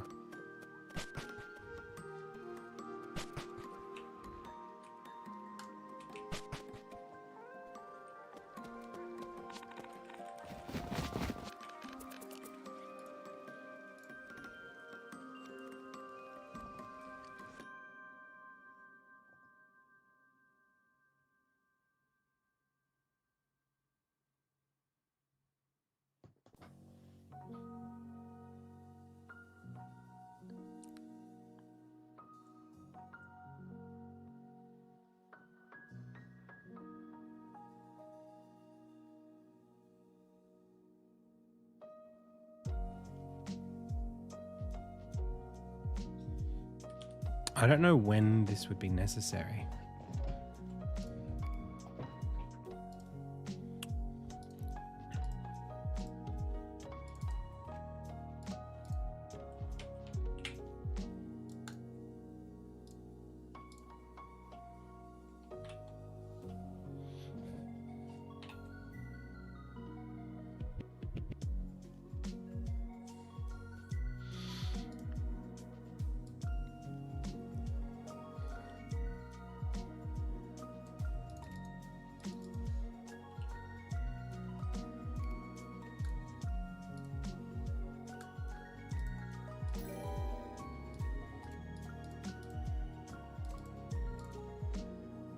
I guess I don't really use it.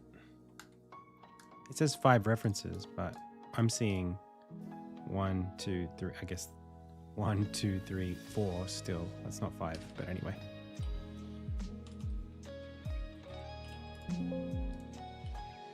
All right.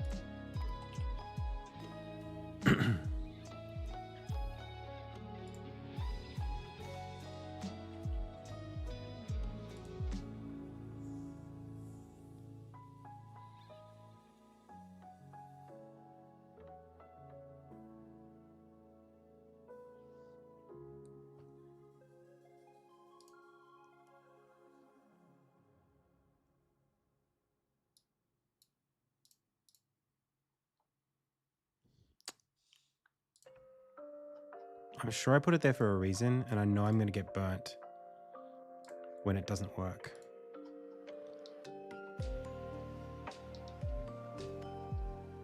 Let's just try a little sequence here.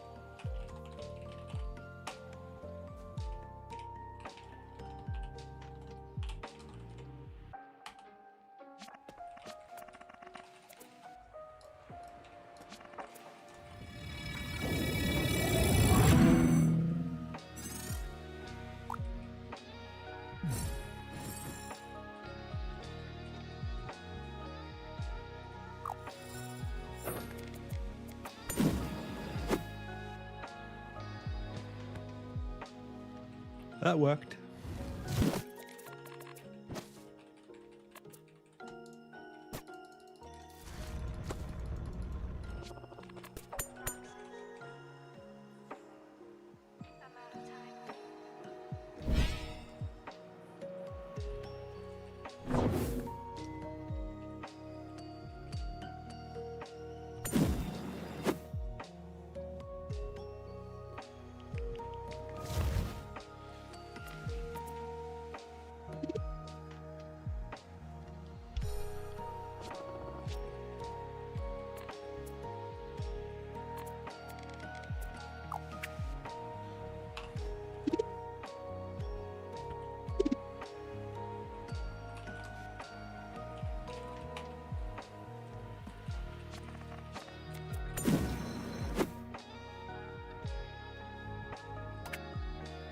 Oof.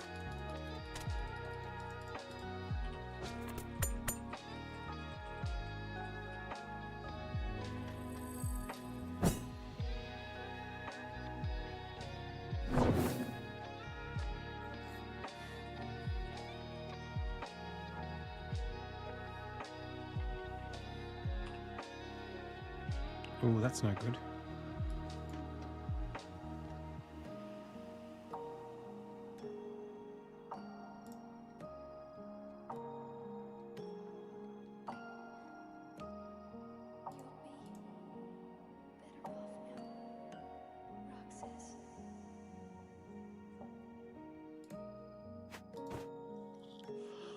Oh, it's like I broke it.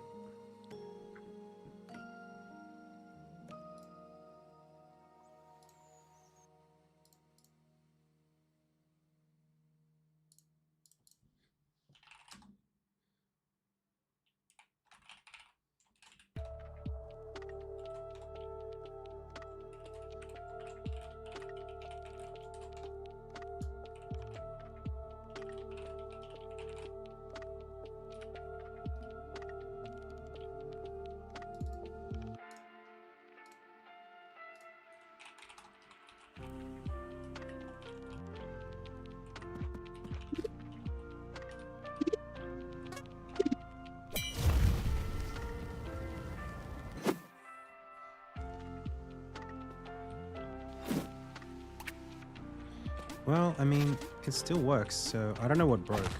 I don't think it was what I just changed. So I'm going to commit it.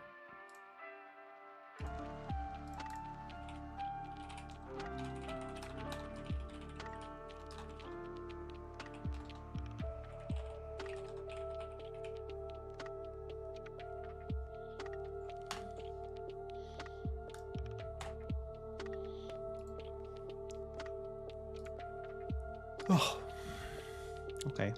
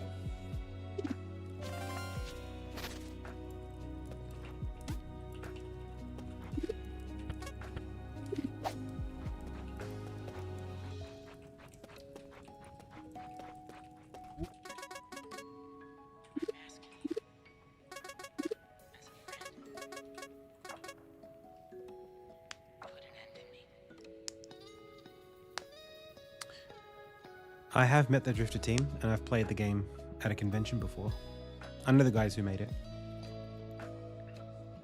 Really nice guys.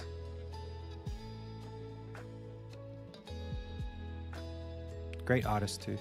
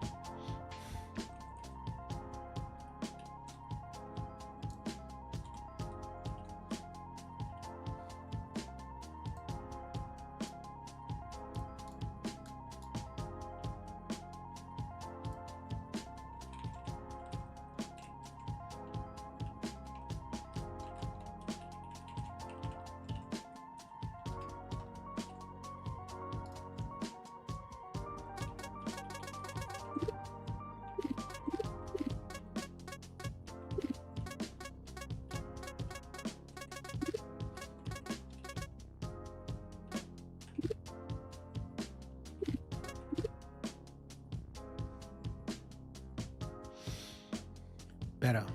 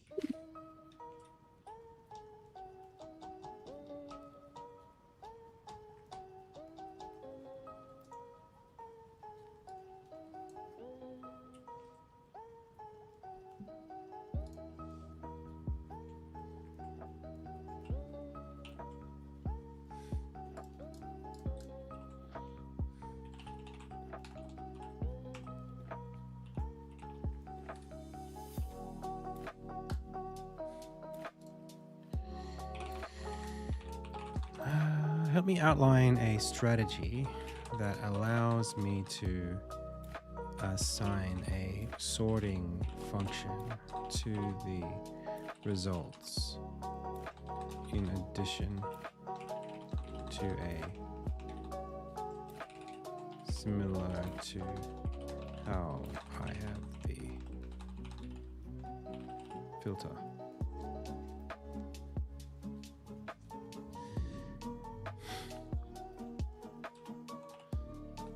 For example, if this is a list of quests, I want to be able to put the active quests on top and then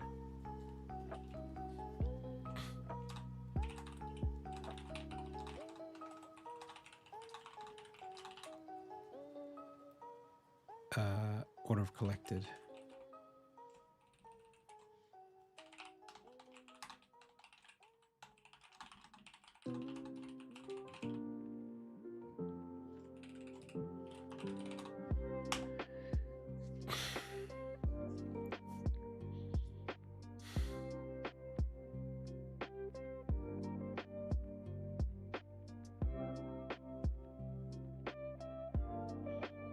Good.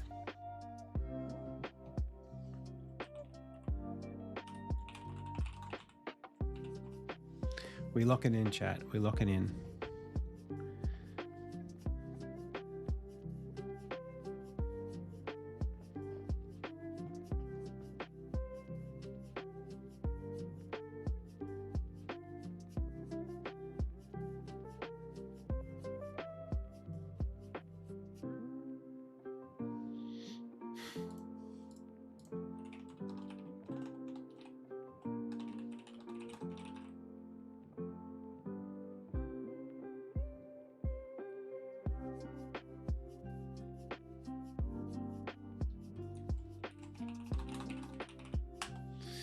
Do it. This is not game design. This is just give me the option of adding sorting to my list.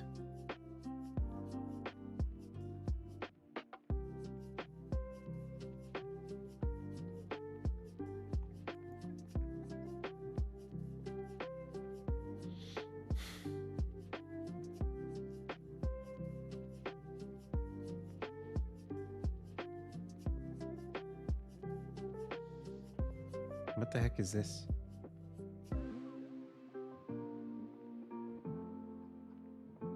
I'm grabbing identified with numbers so I can point you to the exact new method. Give a ready to paste. Allow. I don't know why you need that.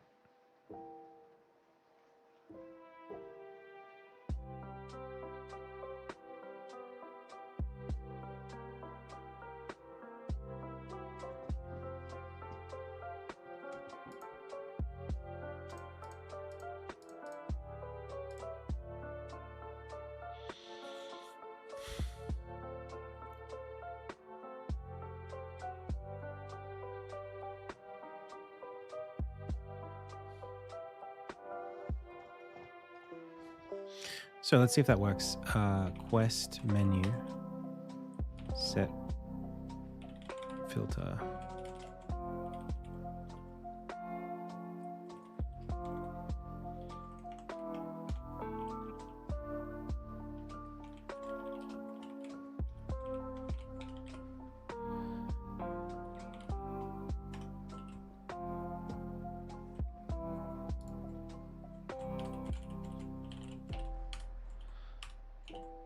Let's see if that works.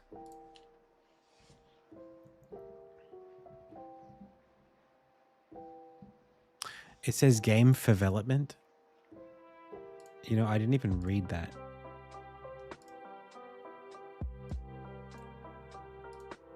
I actually misread it even when you wrote it.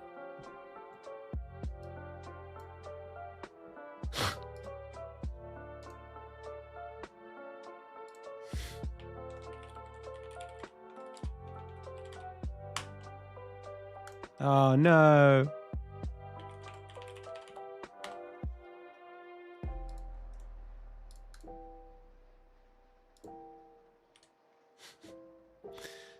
Okay, whatever.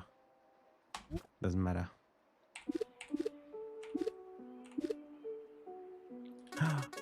A, B, C, D, E, F, G. They actually are sorted correctly. Hooray. Okay.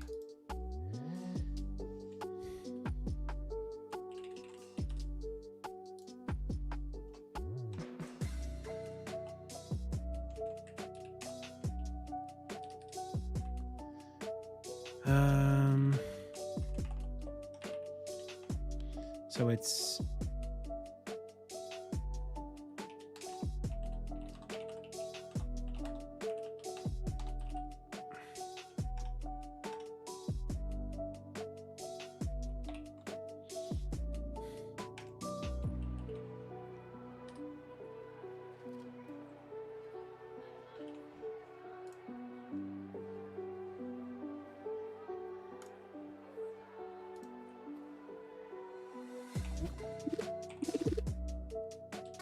yay.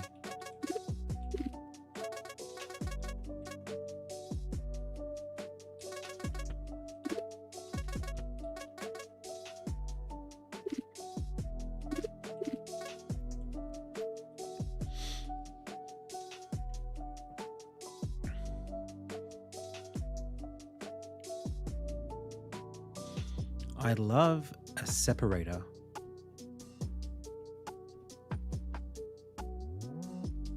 Separating the active quests from the non-active quests.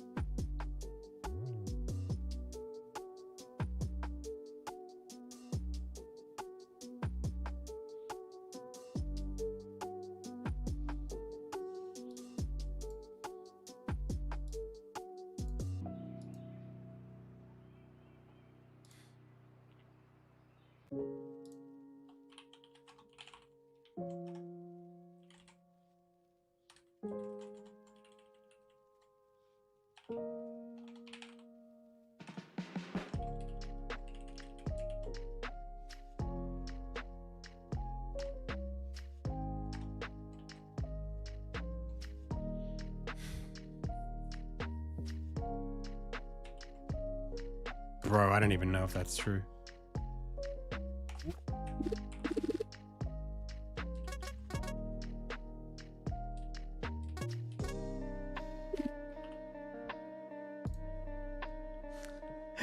You did get pranked.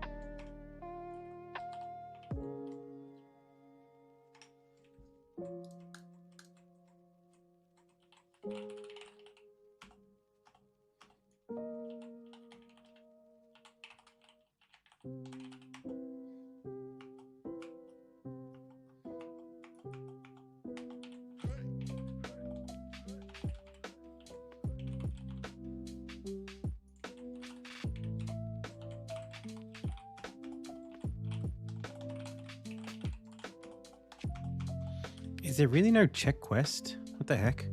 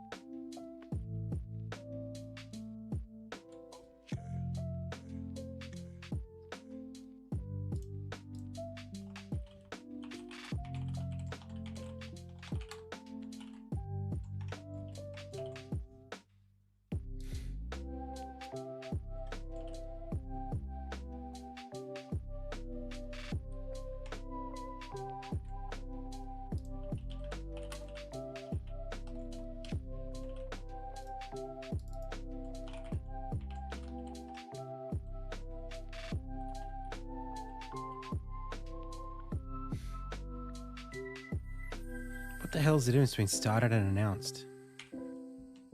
So dumb.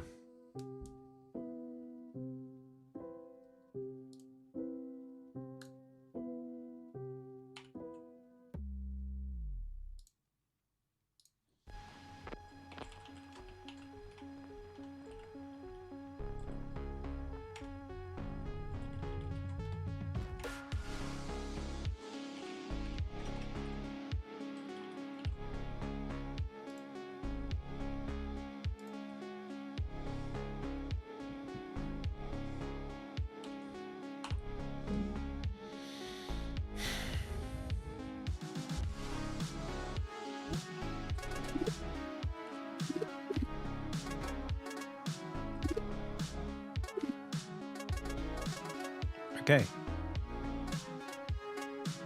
But that's completed and that's not.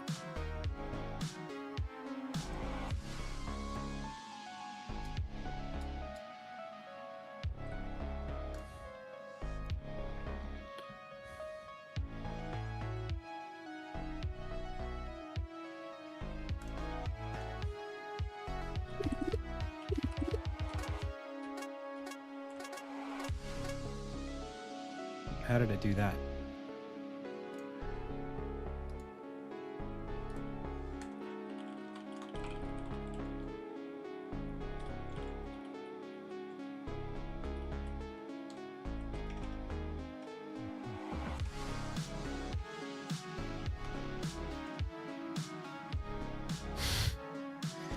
I don't think that's right.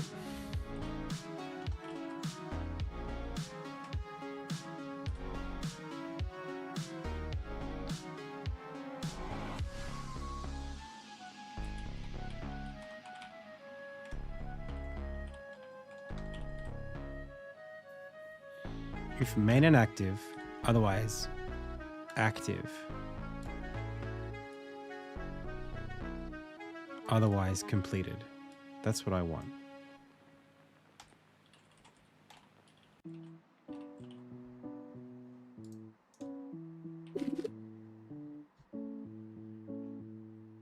But why is that main but complete above?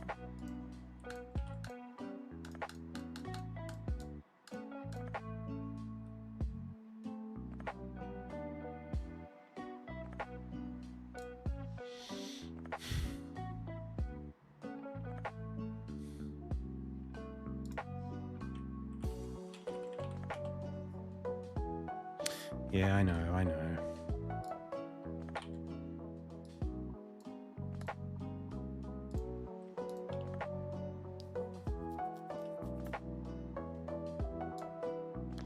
Let's compile and see what happens.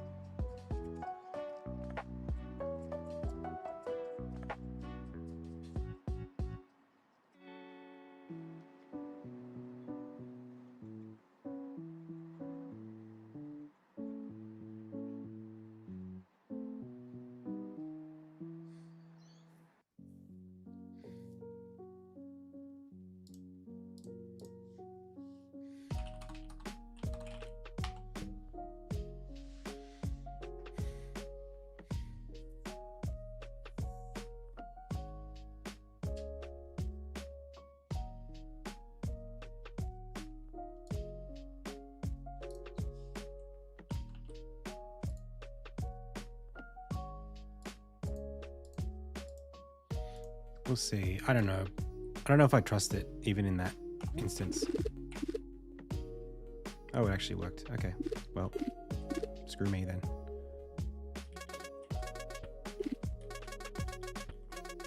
But then, like, how does Fight Harriet come before The Lost Boy and No Dogs Allowed? I don't know about that. In any case, this is correct in that it's showing the active quests first,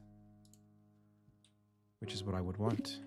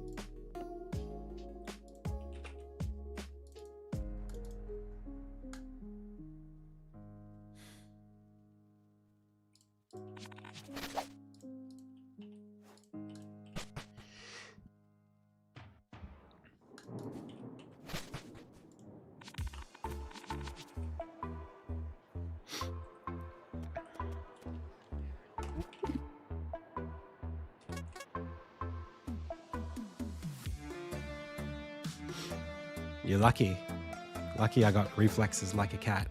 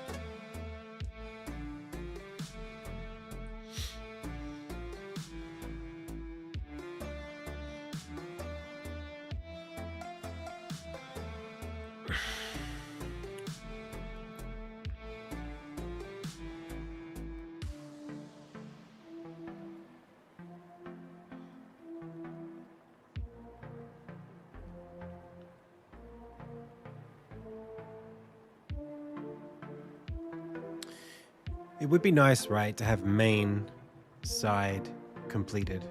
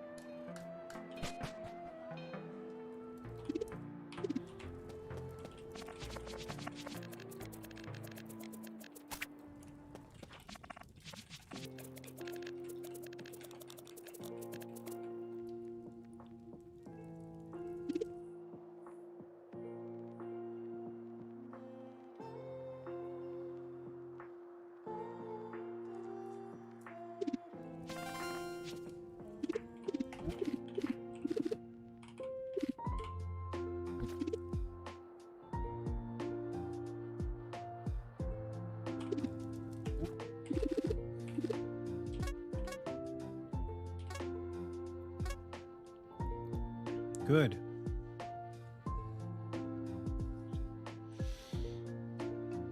I could even have a ping on map option here.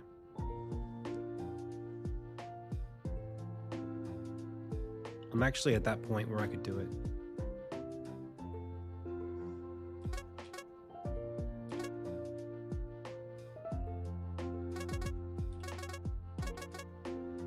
So I need a Charlie and I need a Ned or Gallier. I think Gallier. Yes. And Pillow. All right, it's good. It's good.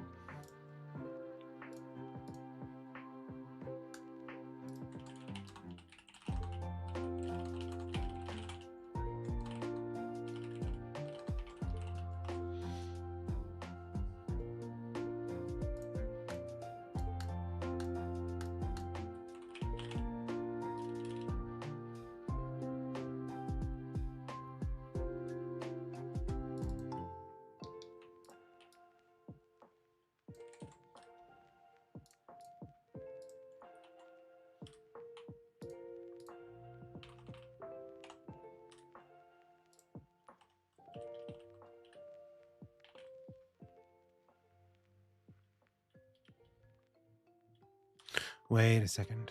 There might be a better way to do this.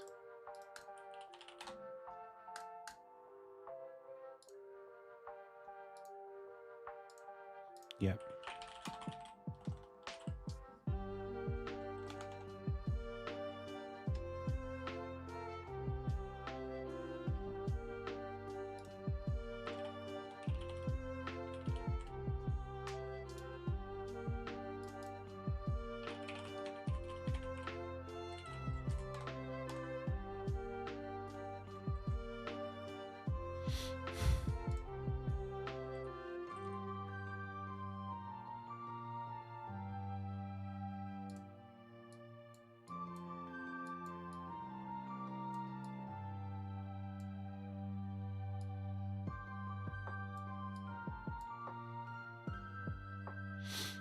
I don't know how these need to be.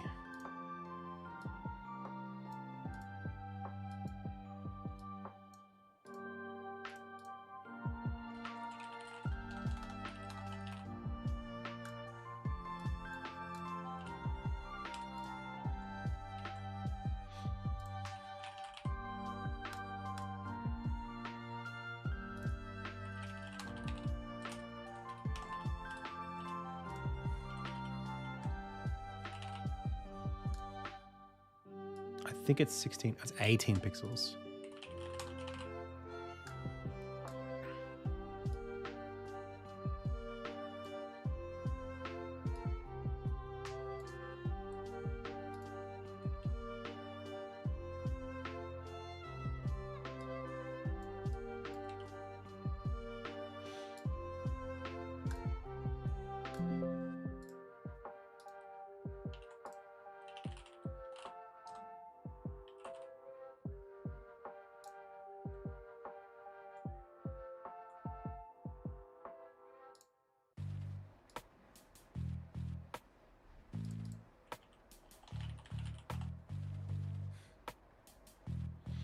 I wish I had him isolated.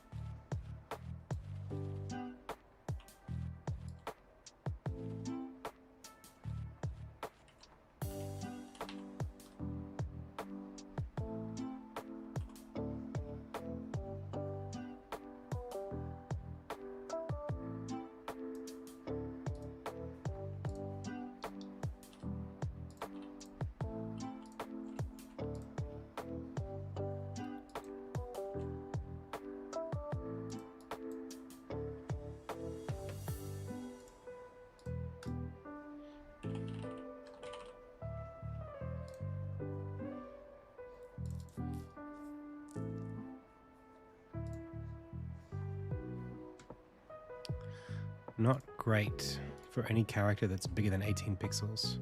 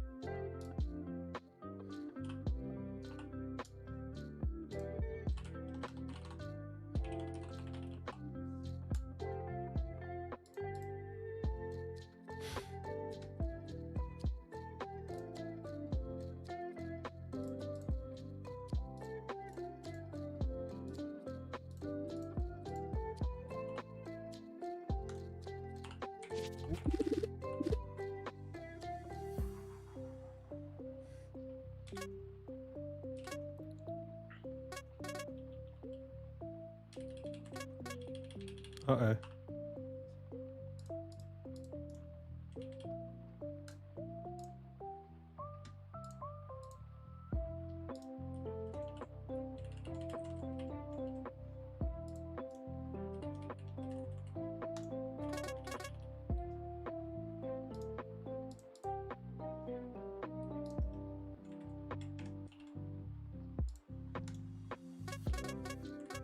Okay. Yeah, I think what can I do here? I can't really do much at all. The icons are as big as the icons are.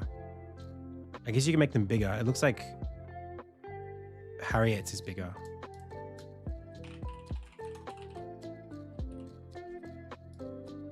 It's just 24 by 24. Okay, in that case.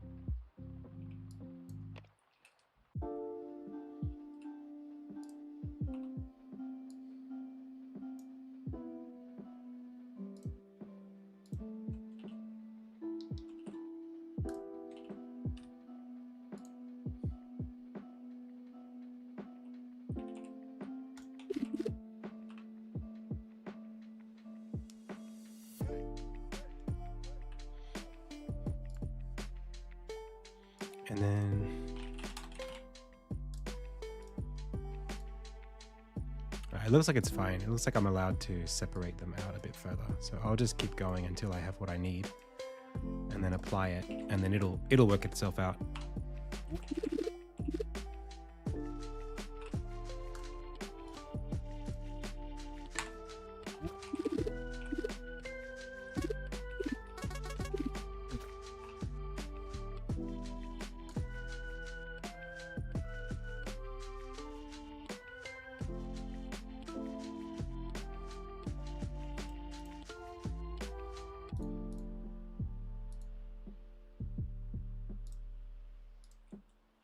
Hey, Lathe. But he's not here.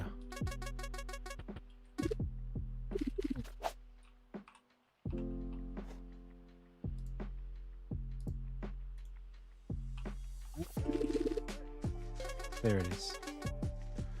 That looks a little bit funny. What's going on there? Is it because he's an odd number? Yep, gotta fix that. Okay.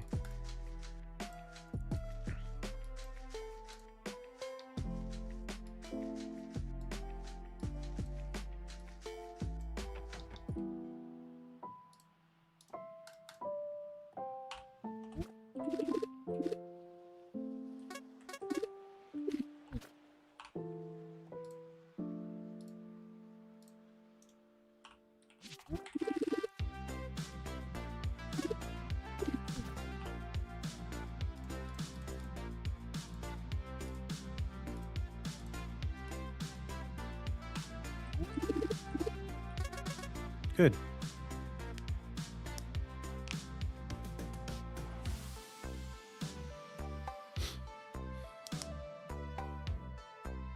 I don't think Fight Harriet should be one.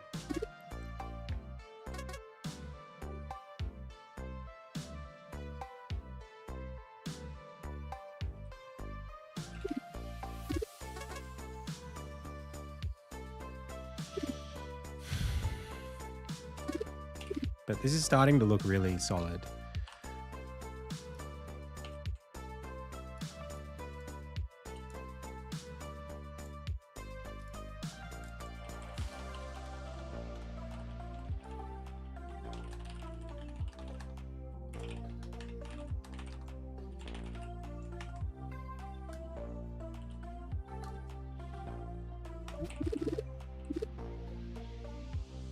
Yeah, I really want that there, and also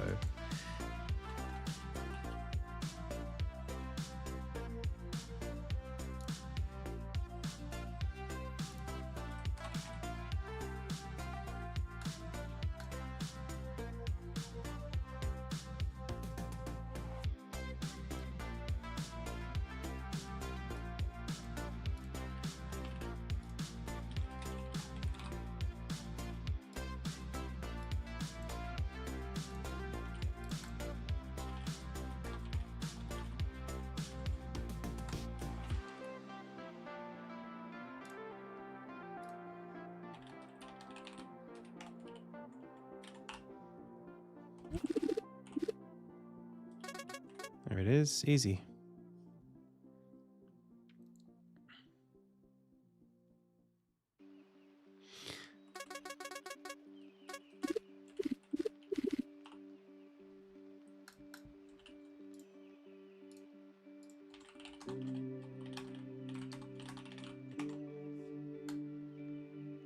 Okay, I really want to do that.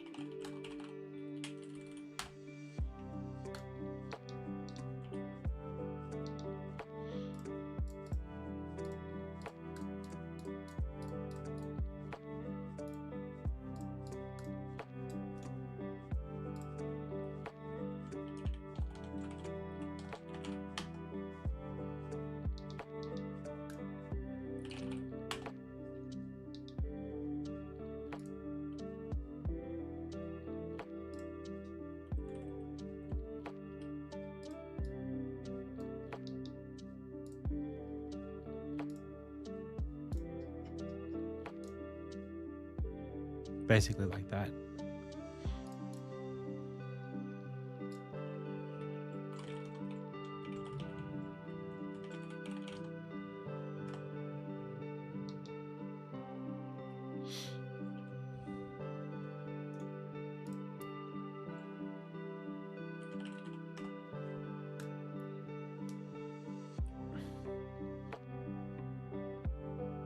Mm.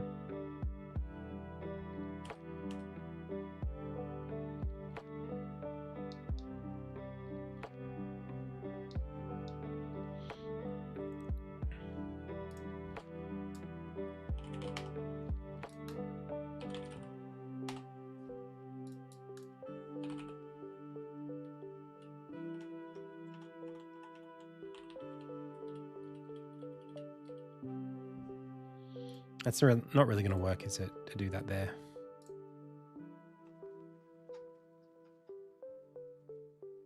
It kind of works.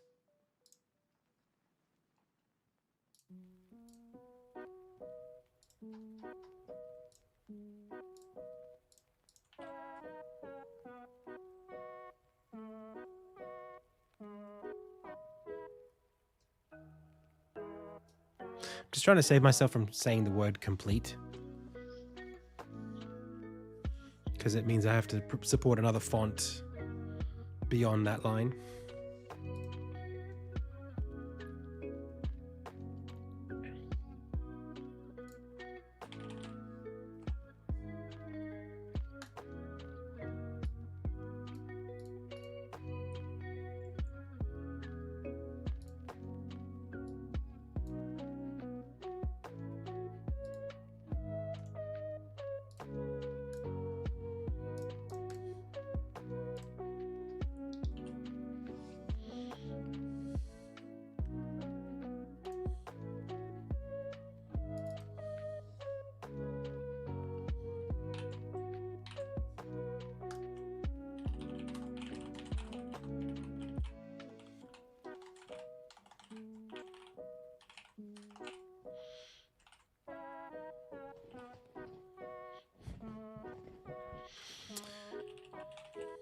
Um,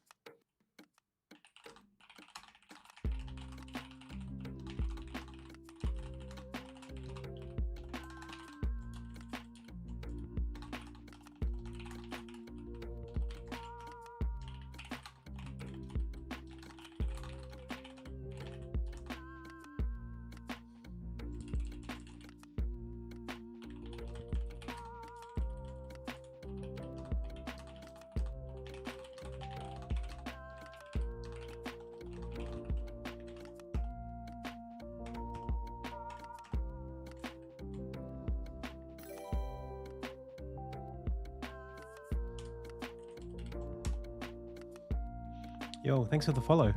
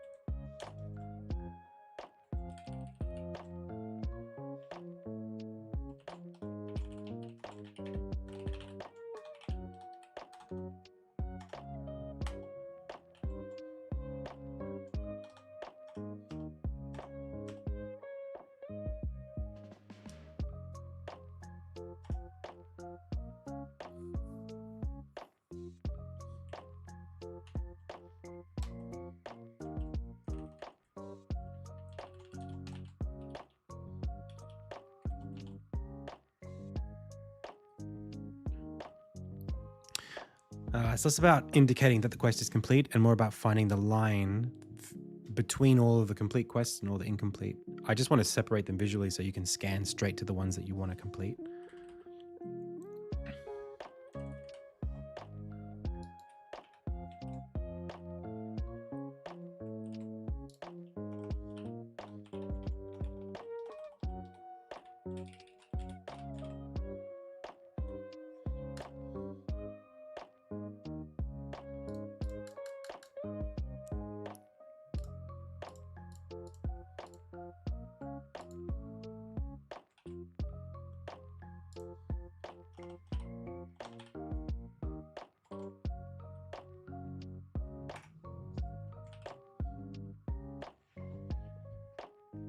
That's it. That's what I want.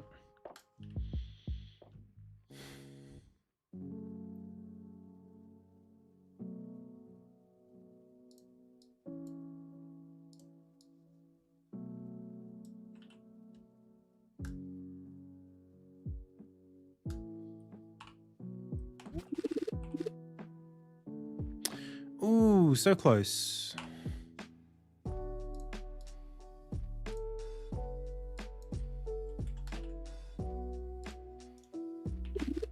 Done. Pretty good. I think I will just make it not quite as obvious though.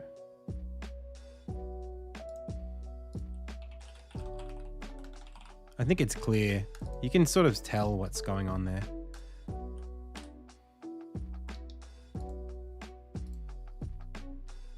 I'll just pick this color here.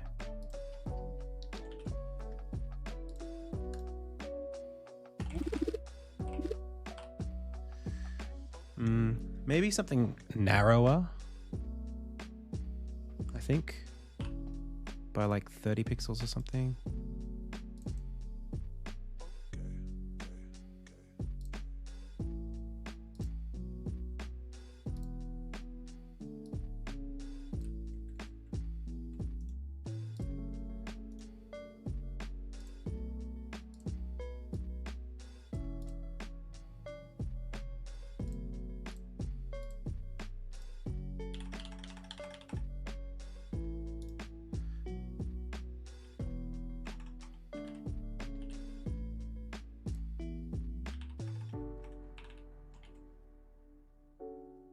Just like that.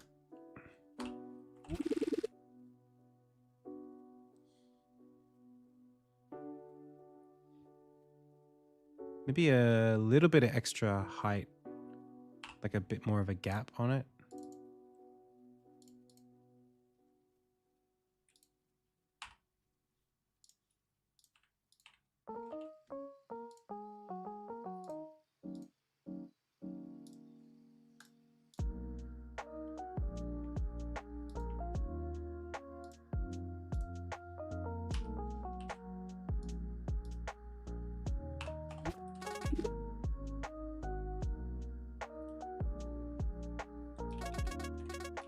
I think that's fine.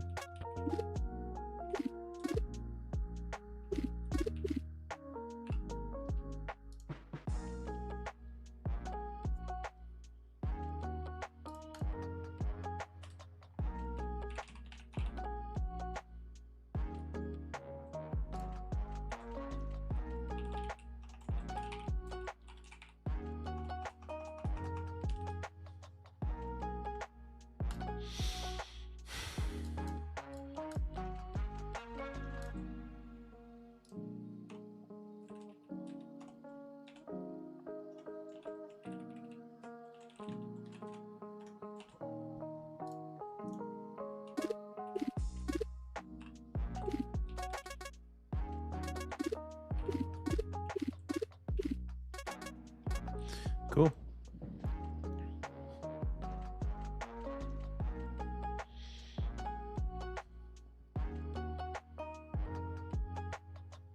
Could do a cute little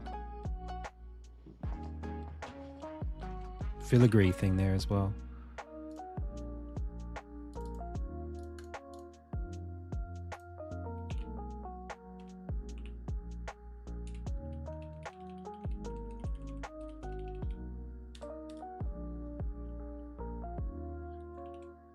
Let's leave it for now.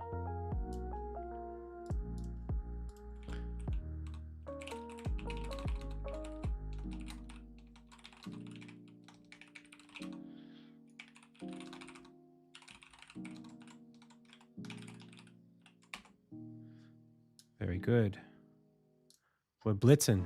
We're blitzing today, chat. And it's only 5.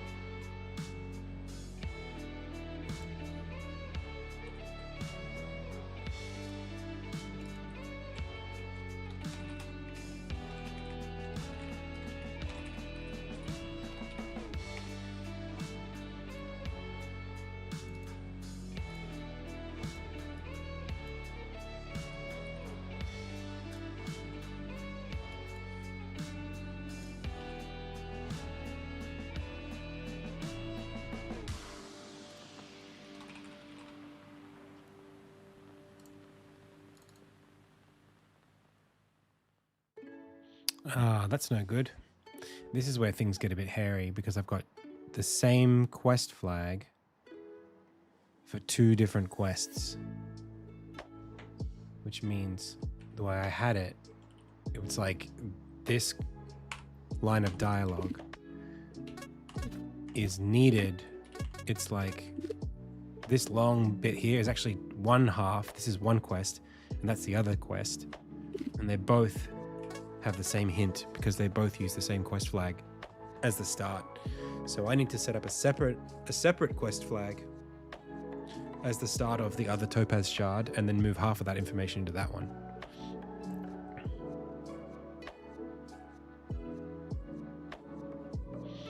I almost feel like I shouldn't allow the other topaz shard to be a quest.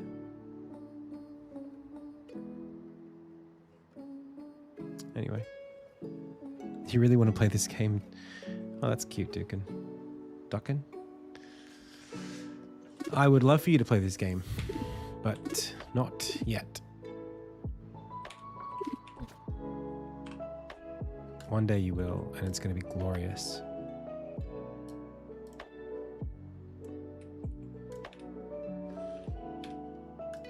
That's why you got to let me lock in.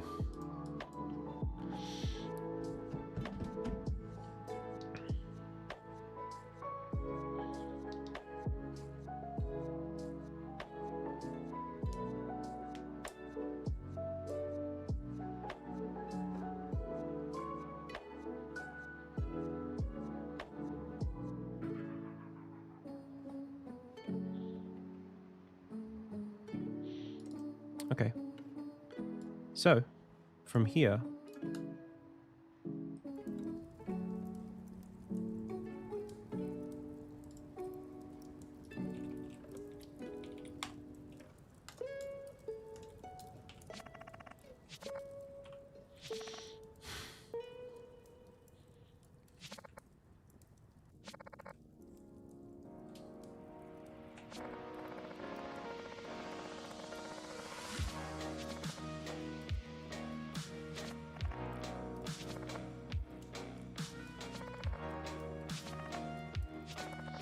That needs to change, that dialogue.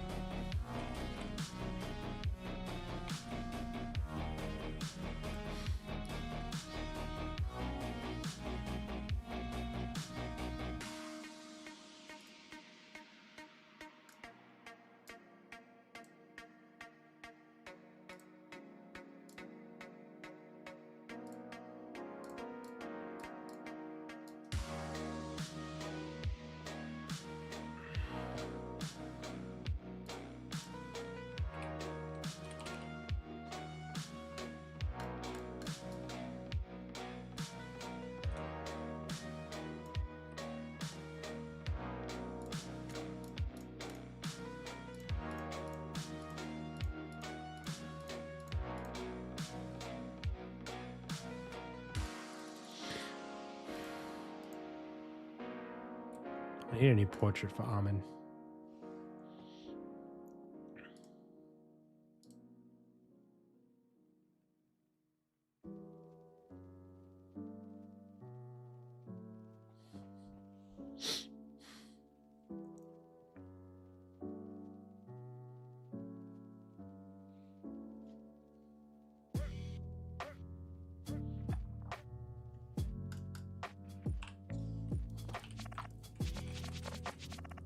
Ooh, that's wrong. First line of the thing.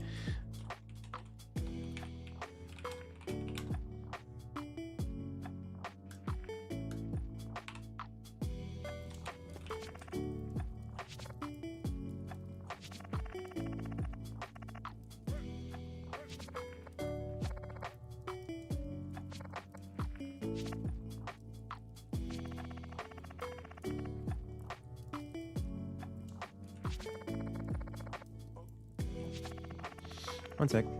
Hello? Hey. What's happening?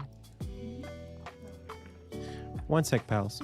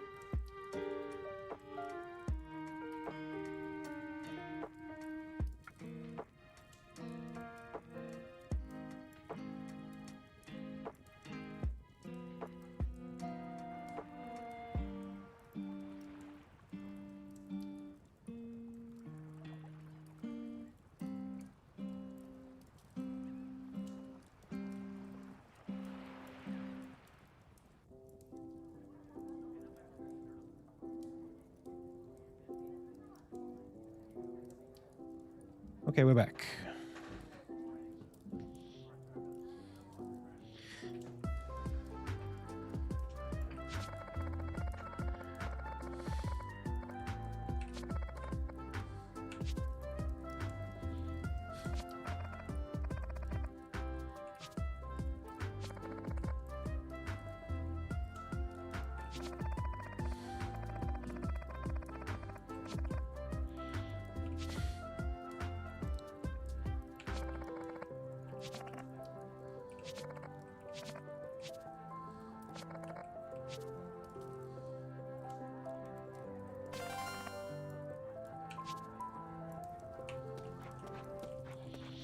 Okay, that's good.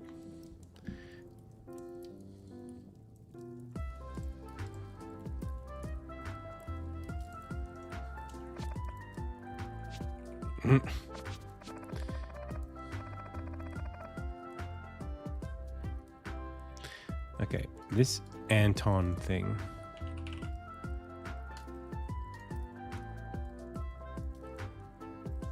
Meet clockmaker Anton. Have I not got here? Oh, I must not.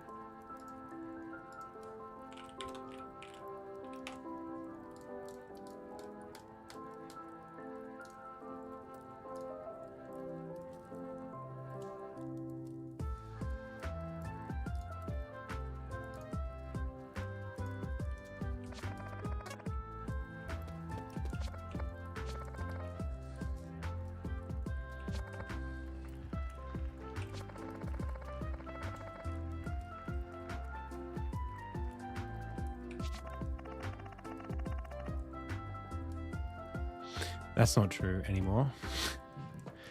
That's a lie.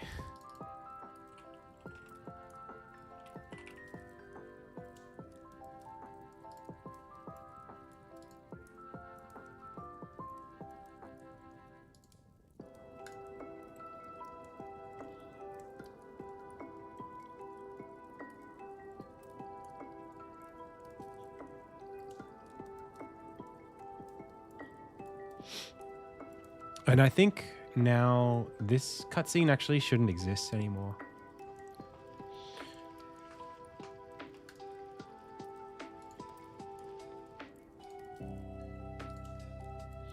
Forging an iron sword. This quest, I think, is a bit fraught because it's from back when the game allowed you to make weapons, and I don't expect you to be able to do that anymore.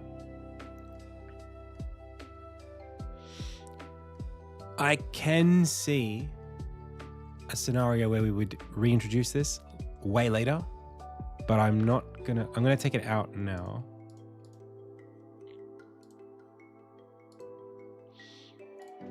So that I think we just remove that altogether. Well, first of all, let's go inside of Ned's thing here. Let's go this, all three of them go away.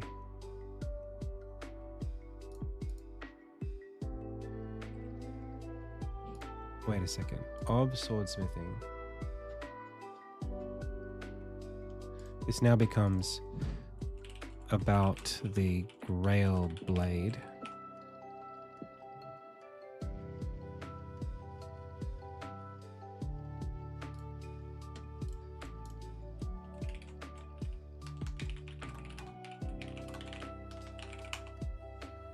Okay, and then back on Ned. So smithing new weapons, explain sword requirements, and Armin forges an iron sword all go away.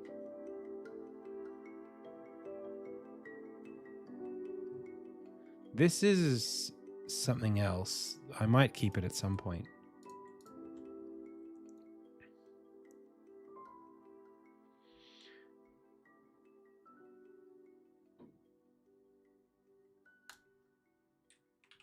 So now let's play this again.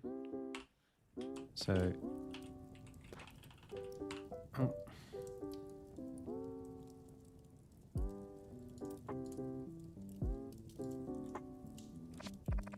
Okay, so Anton comes in. We do all that. Okay, and then we've met him. We give the gear to him. We sync the game. Then now, when we go to Ned, about the Grail Blade should require...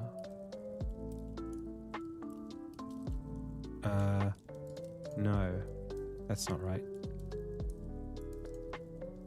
Armin awakens from dream. I suppose there does need to be a cutscene now.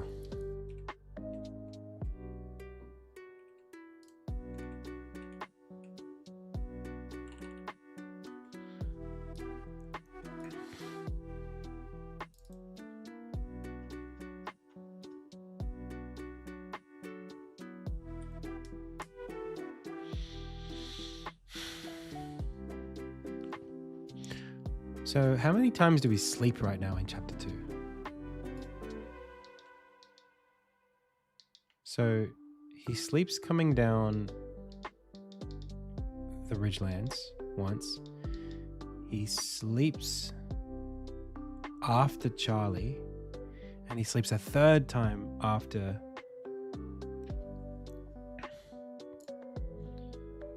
Thingo, after Anton.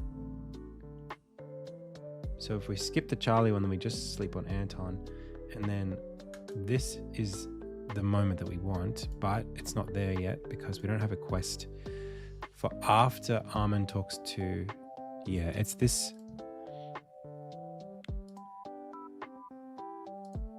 this scene here.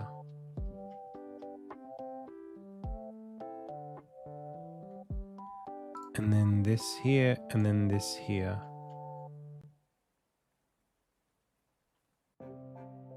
So I'll copy this and I'll call this Ned 4v.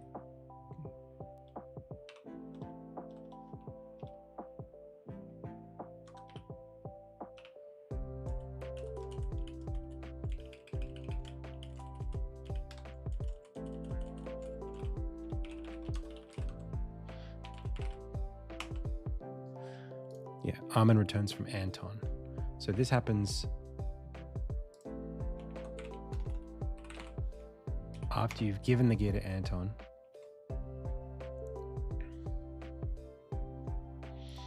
We remove this.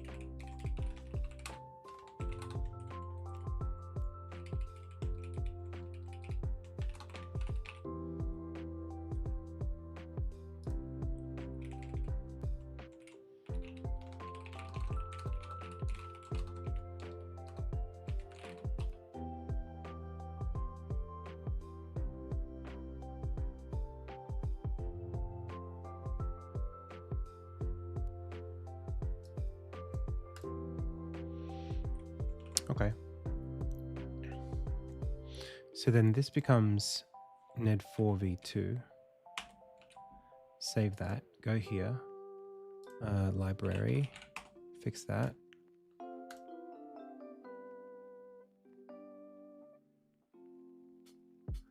And then back here inside of Ned's conversation, instead of 6 above here, we need 4v2. 4v2. Okay, and then we can go... Dude, the tools that I built are so useful.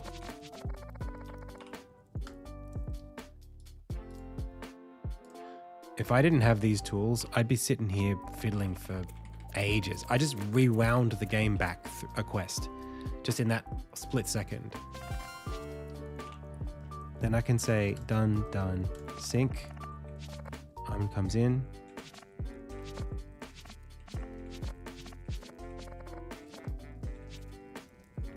Then dream sequence. Yes.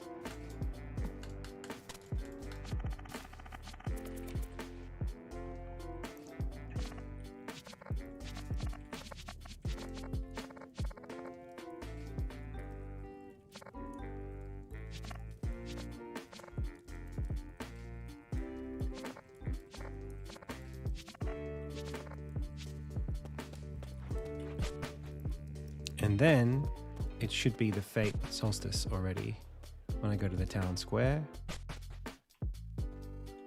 Yes, it's the fate. Sweet.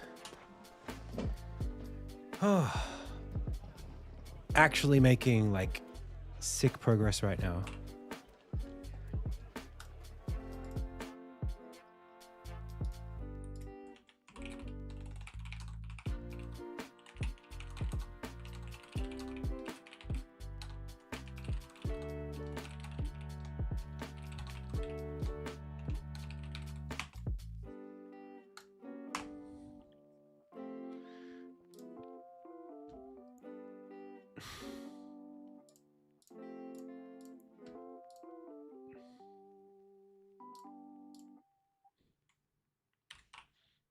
Just, man, the tools are so good. The tools are so good. I feel empowered. I feel so good.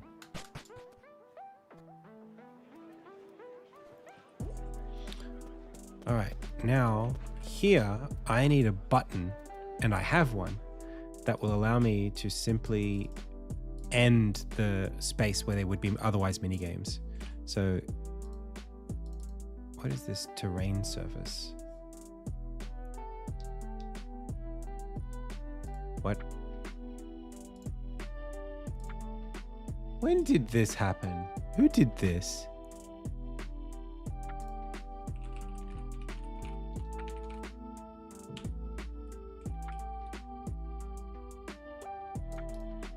That is bizarre. Wait a second. How did it know to do that? That doesn't go there, does it? What? Hang on a second. Right, okay. Man, Elias has been putting in some work. I didn't realize he, unless there was some sort of, did he do that himself? I don't know. He did a good job if he did. Okay, so now we have annotations.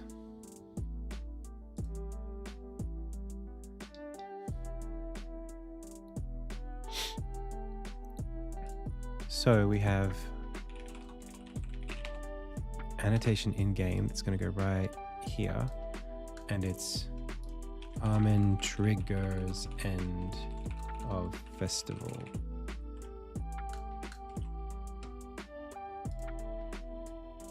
I'll just call it end of festival. And then we're going to turn these on. And then we need a flag here that Gallier, I mean, he doesn't show up unless the festival is complete. So this flag toggle is going to complete the festival.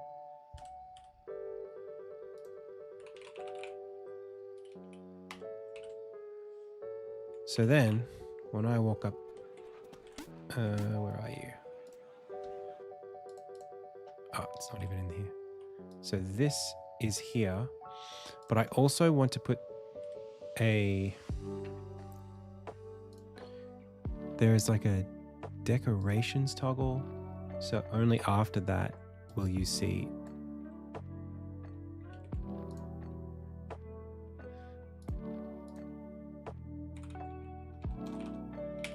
that as well.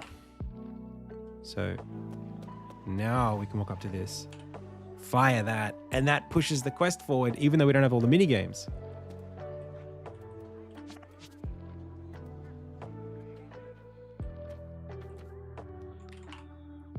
So if if we haven't got this quest flag and then we run this, we won't see that annotation. Oh man, I'm in like UX ecstasy right now. I'm in UX ecstasy. It feels, I genuinely haven't felt this in control of the game's narrative since like 2018. Like since before I needed to. I genuinely am having like an easy time. The word I would use is easy. Marking out the story structure. Finally. Oh my gosh. I mean, we're there. Like this is like the third part of chapter 2. This is like the end.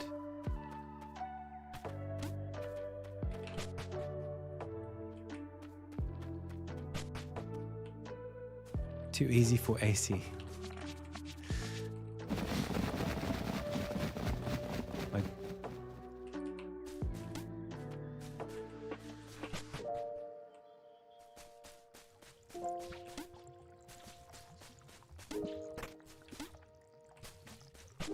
the water's looking so good.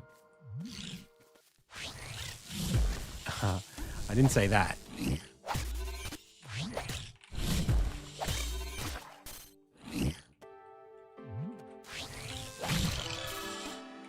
Yo, thanks, Chartle. Thanks for the sub.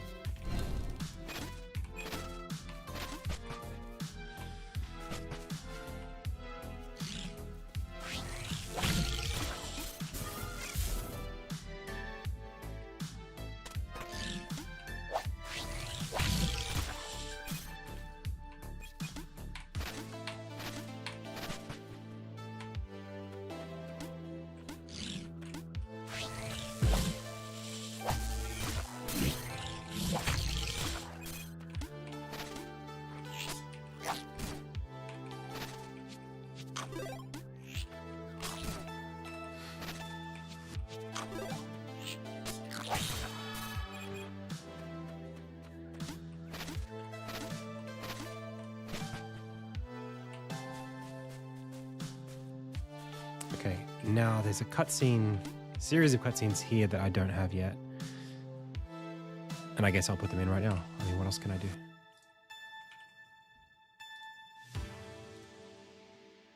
It's 5:30. Let's go, chat.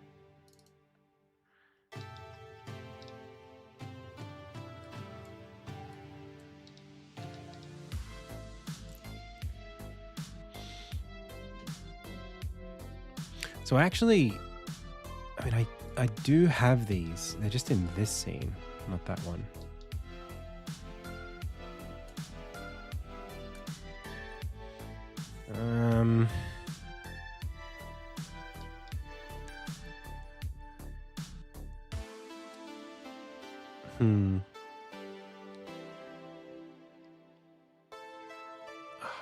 Yeah, good question. Good question.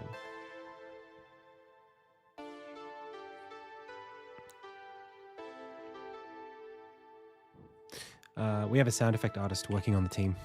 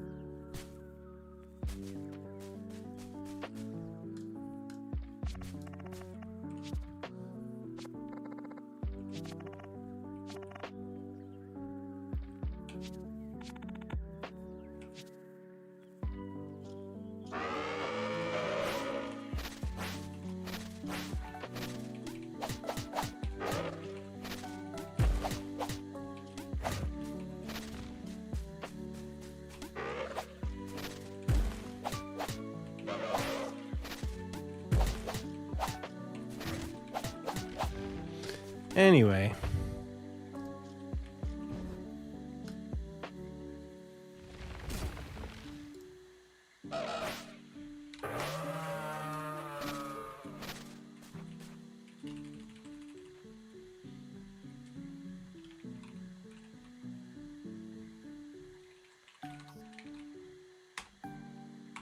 then we went here.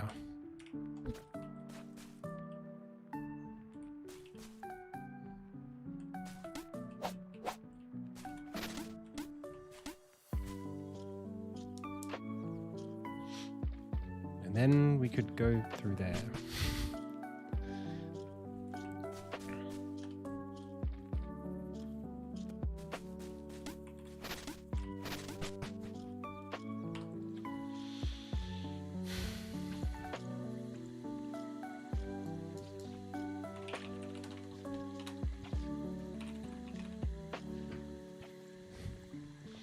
So I think we could take all of this and make a new checklist out of it.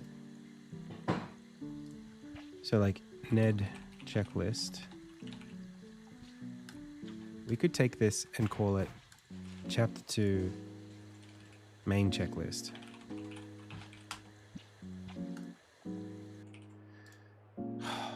I just wanted to say, like, I'm so grateful for where I'm at right now in this project.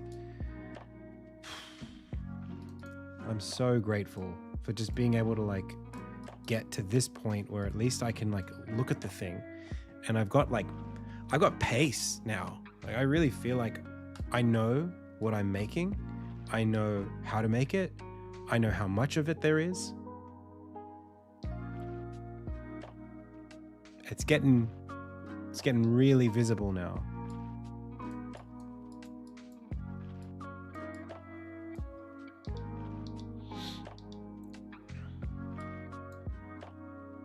I was so stuck for so long. Oh God. I have this like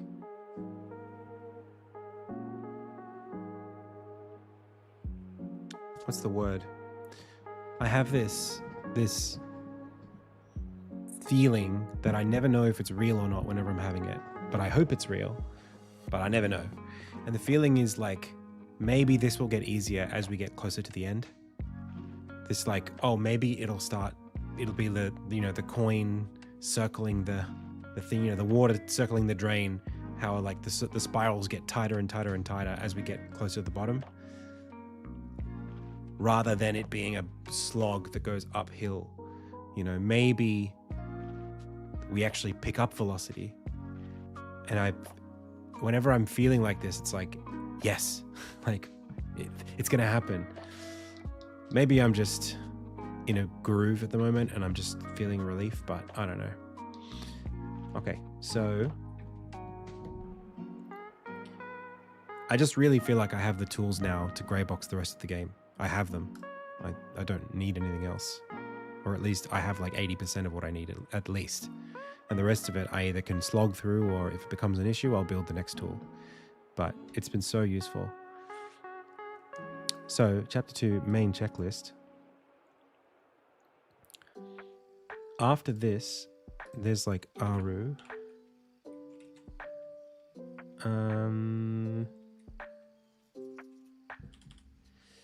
What is this flag that we're talking about here? So this cutscene here, causality, we have Asquith on the hunt, locked cave, Armin meets Hunden, Armin descends. Okay, so Armin descends is a big one. And then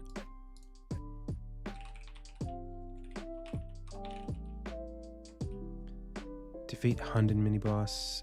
There should be a defeat Aru. Defeat Spider, defeat Harriet, defeat...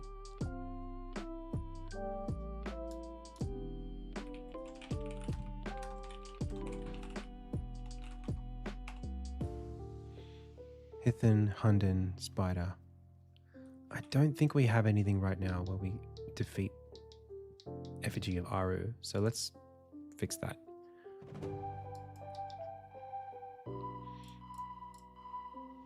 Get rid of that. Get rid of this. We need a fight manager, which we can grab from here.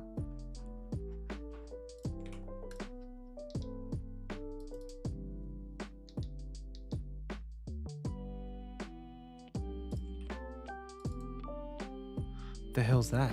What is this giant?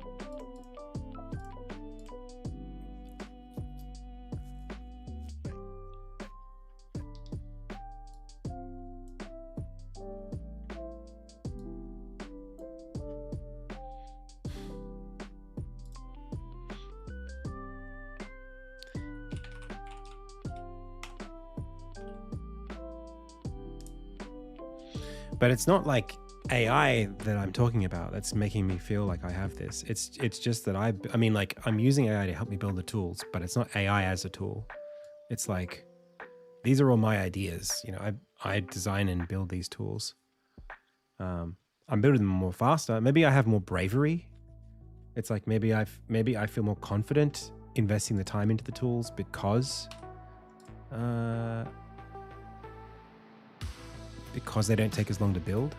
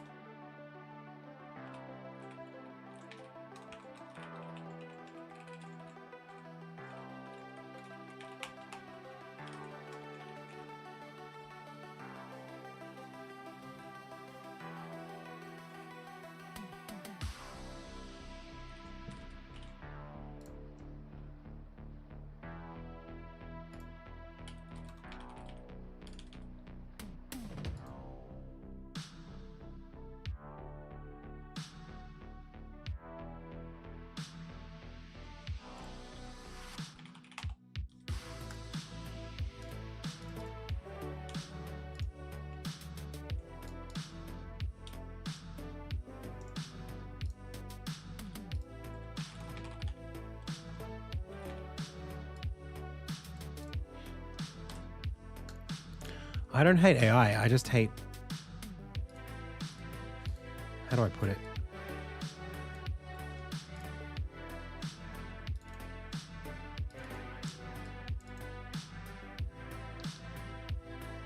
What the heck? Why is that 60-40?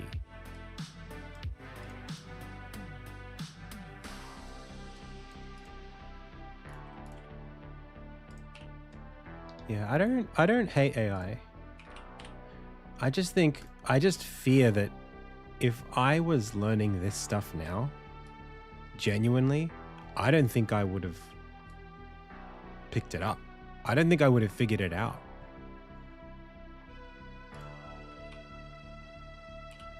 How to program. Because I just think I wouldn't have been...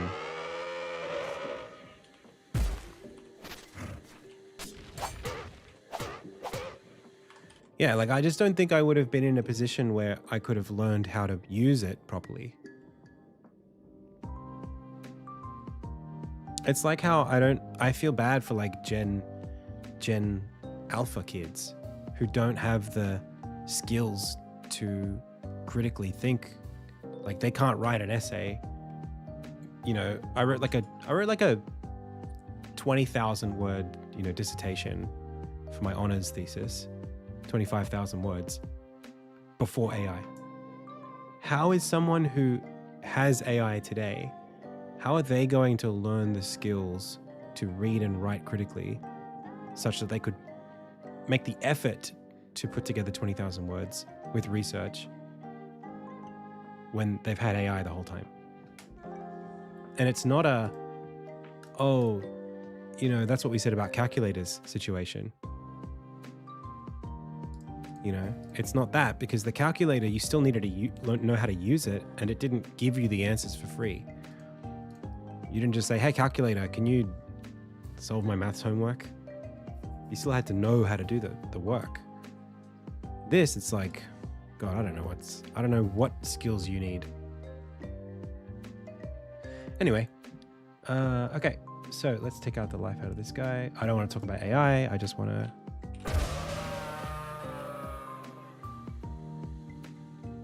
Cool, it works.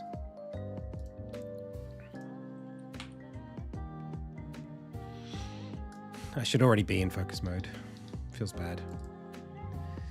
Okay. Bing, bing, bing. Annotation, emerald crystal.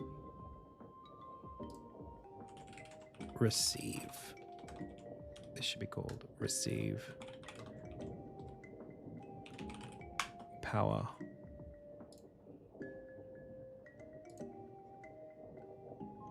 Unlock. Entropy. I don't know what I'll call it.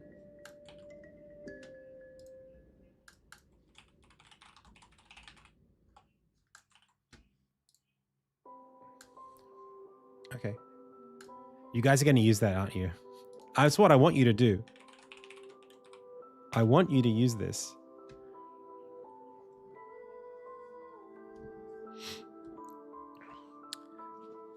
Okay.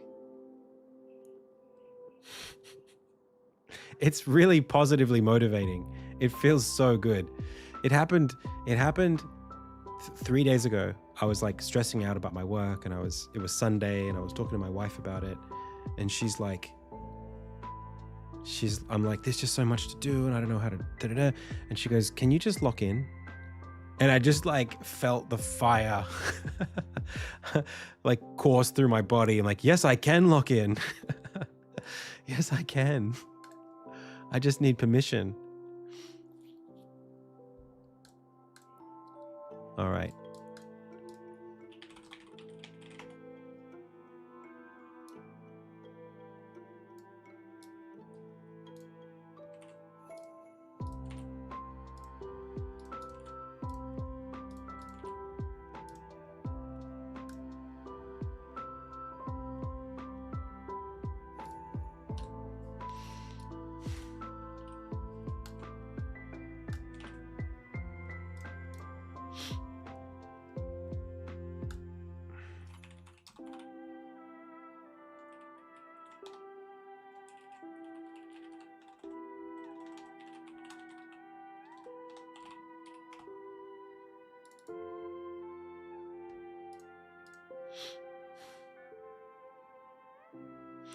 It's not pull.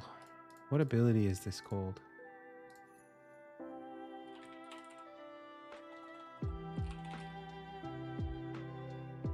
It's not meteor, it's not shock, it's not slide step, it's not pull, it's not scale, it's not phase dash, it's not, I guess it's launch.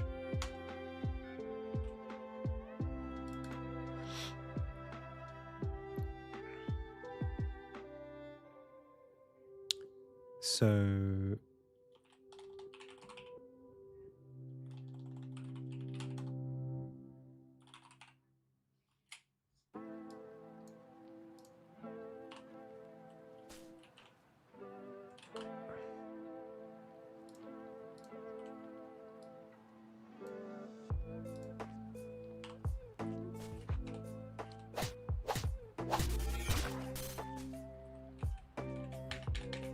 no, why can't I make it go?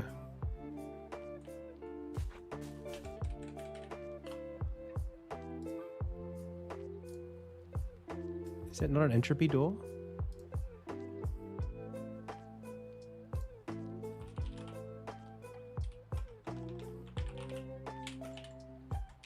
Hang on, hang on, hang on.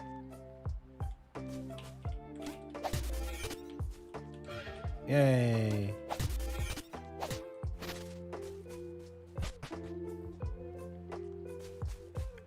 I don't use UI Builder. I don't know what that is. Do you mean UCSS, that stuff? The UML script stuff?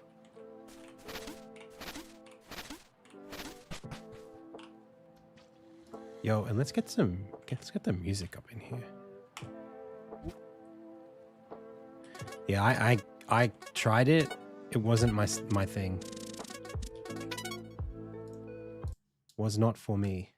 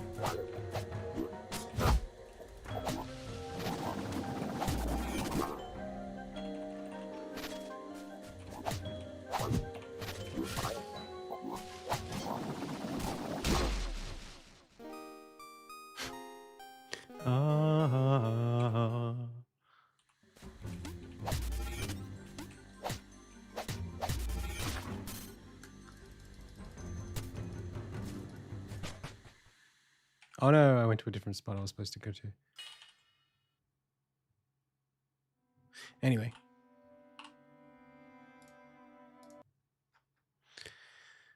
Good start.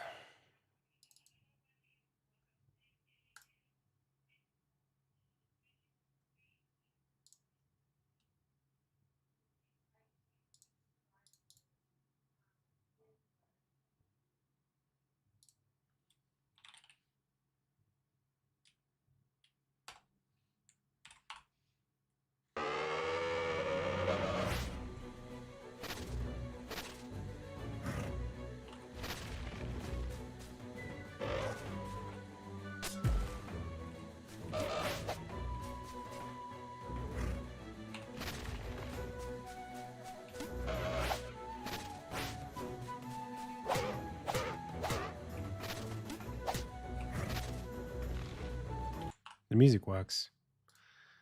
It works.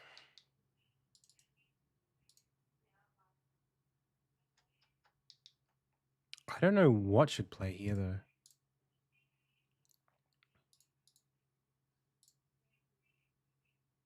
Oh, maybe the ambience.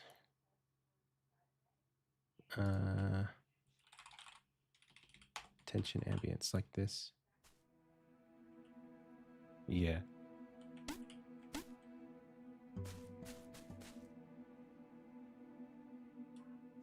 Can you hear this? I'll play it for you. Bring it up.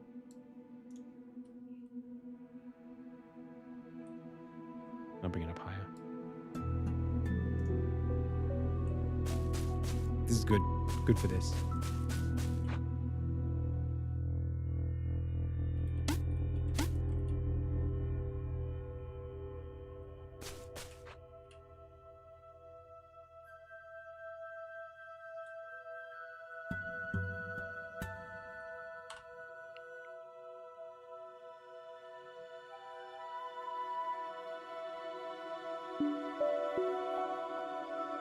Yep. Yep, that'll do. Okay. And then this is Cheverwood. This can also be Cheverwood too.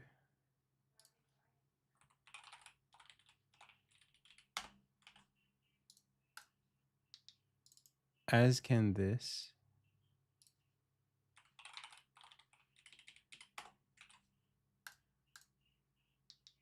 As can this.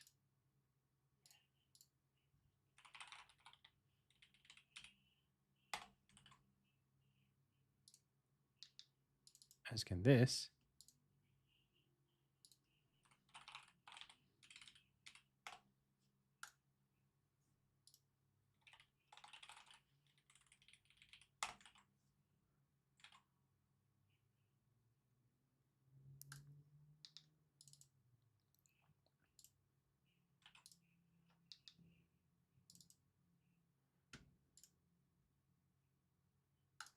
So let's have a listen.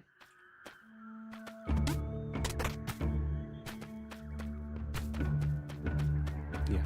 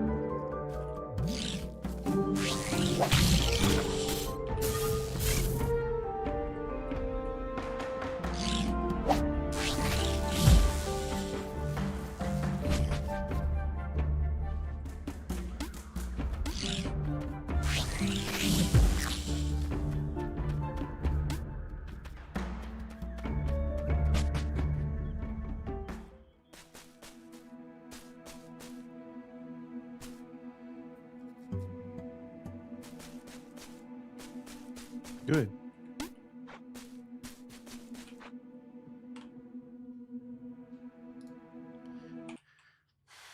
It's great. All great.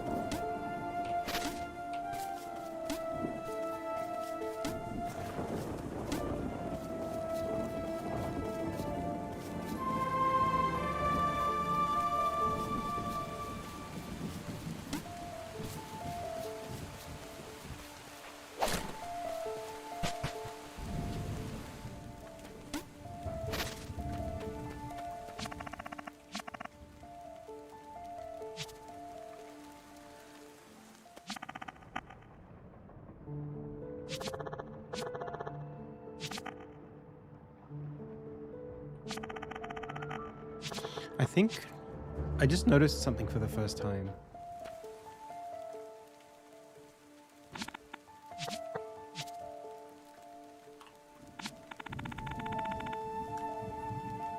And I don't know, like, I mean, I suppose it's a thing that other games do, but like, I'm moving so quickly through the game that it's not forcing me to consider the scene changes.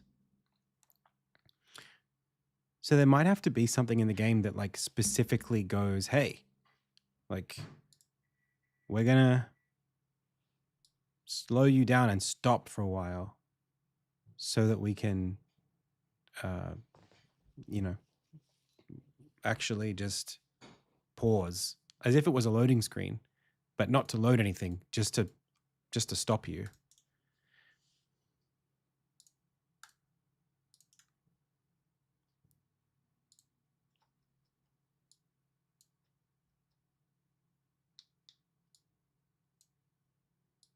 Yeah, just to say like, hey.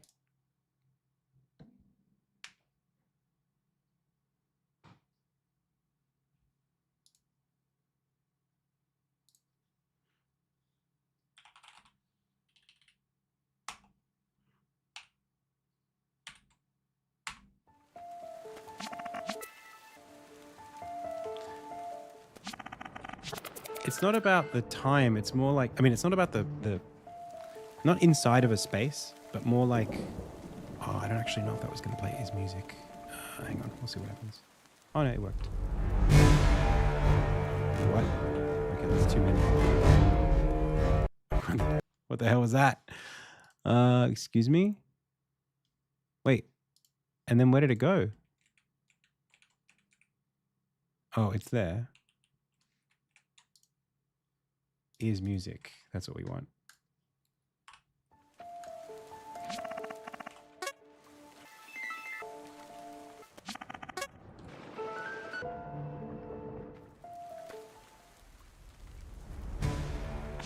There we go.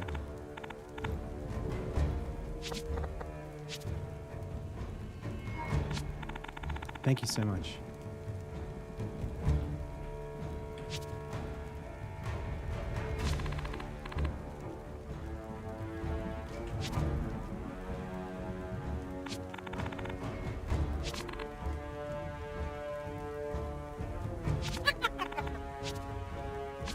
Hey, Toxin Refinery.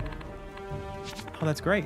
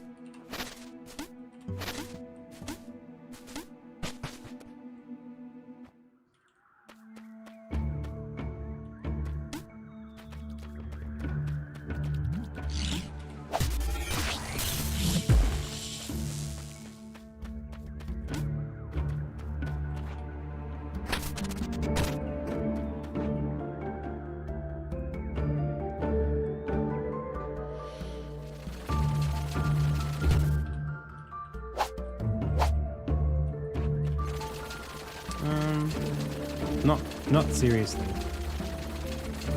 I did. I wrote the story myself. All the dialogue.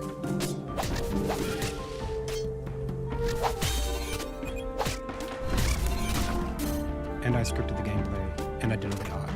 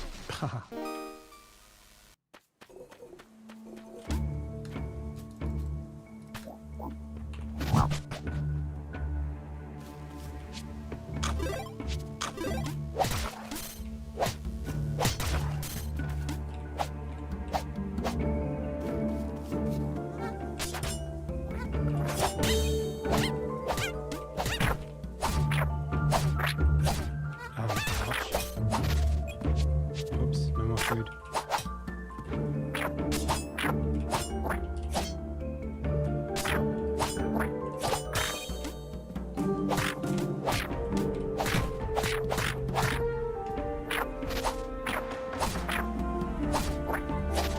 My gosh, I'm getting eaten alive here.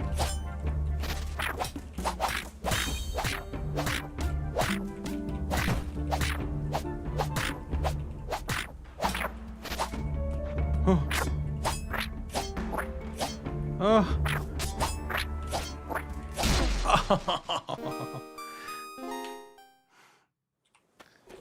That little...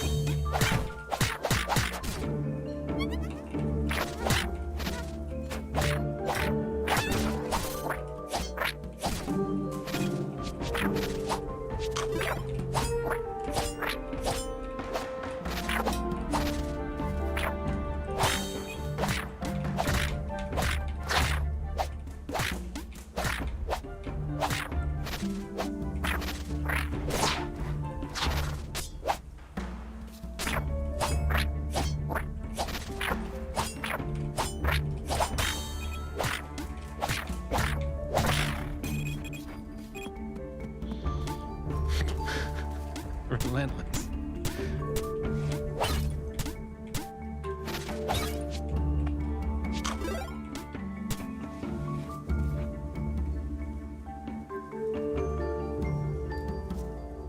Thank you so much.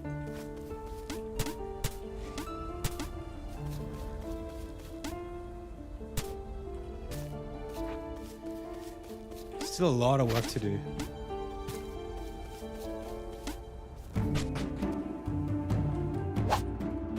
These are very work in progress levels. There's nothing here in them for the most part.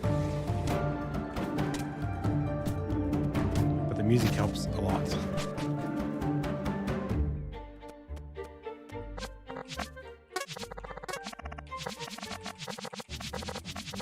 Hang on. What about, how does it feel to be walking around Cheverton?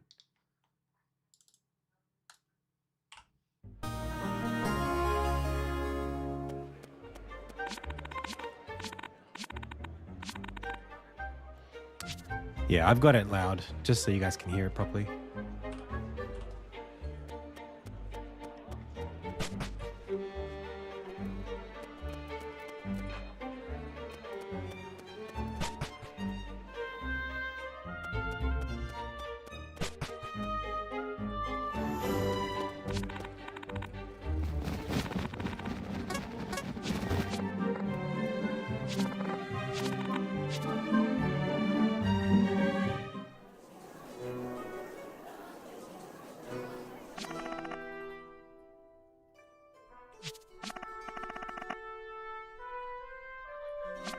Since 2017.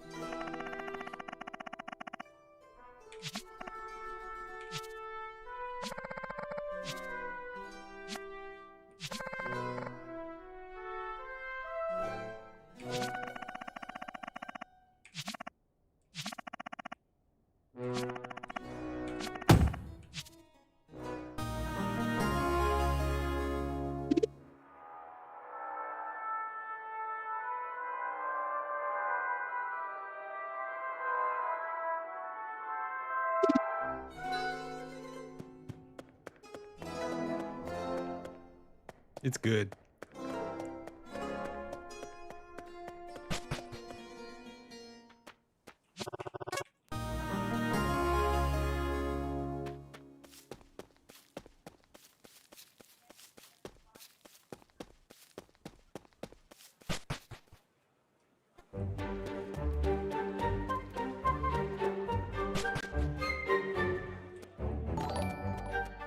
Hey, thanks for the follow.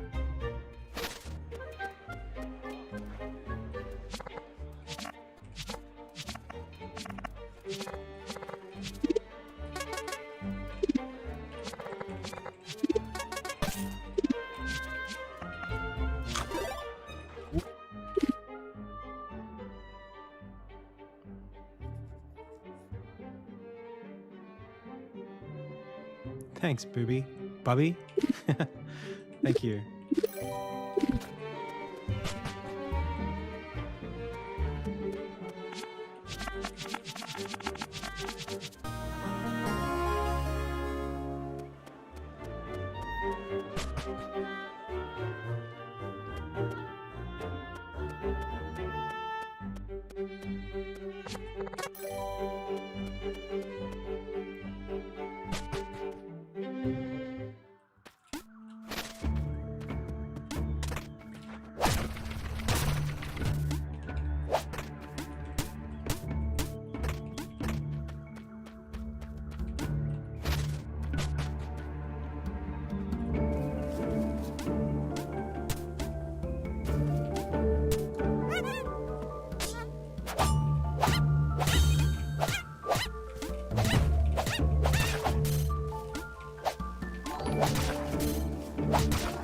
Hey, thanks for the sub.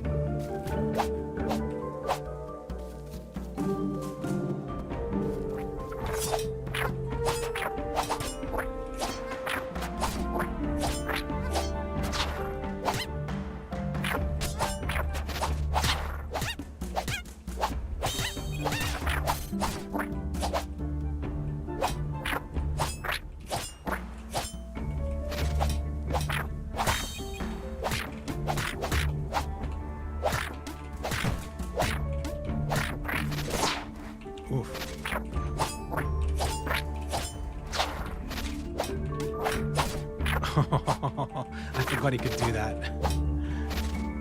Yo, this level desperately needs two things. It desperately needs... Where are we? We are here. I'm chucking a gecko in here. I want you to see what combat can look like in Insignia. So, gecko. And let's get a dandelion vine.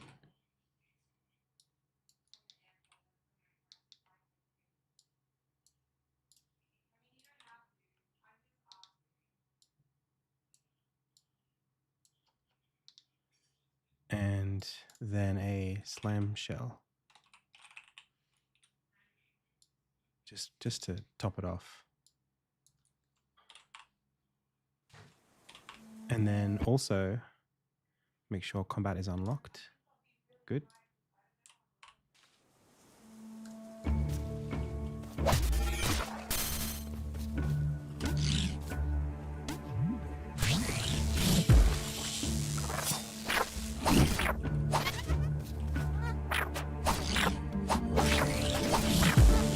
That's not going to work that way. That's not going to work. I should have put the slam shell higher up. One sec. Just going to get ganked to death. That's not what I want. You can be there. And then...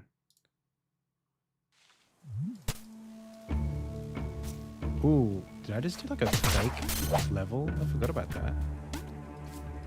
Let's just kill this guy first. Oh, he can see me? Sweet. Okay, so we do that. Take that. That's 2 abilities.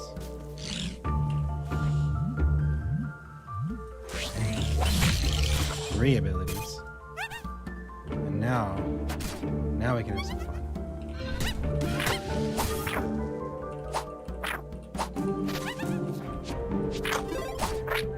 Hello.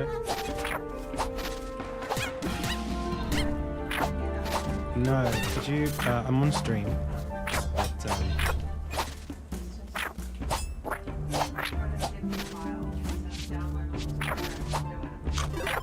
it's part of Windows.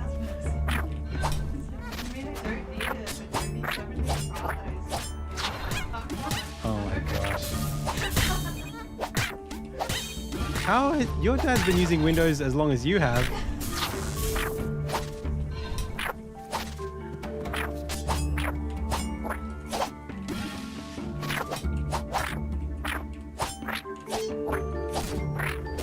Oh my god, we're gonna die to this guy. With our fancy abilities too.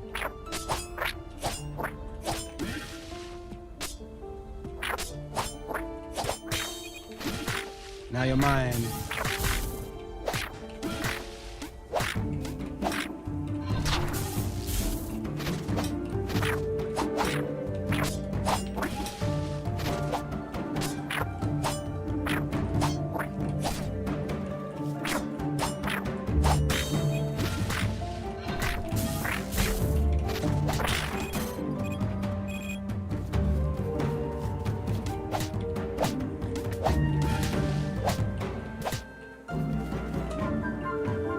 Feels good.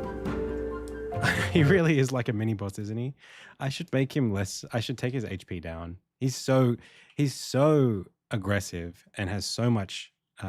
It's not really about health, but like he has so much of a defensive state that you can't do damage to him unless you do a very specific sequence, and then he has a lot of health.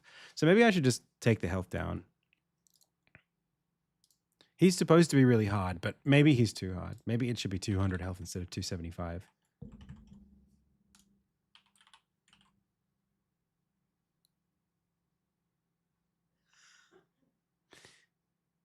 Yeah, all right. Let's go back. Let's go to like 175 then. I don't know if you'll be able to kill him in one combo after that.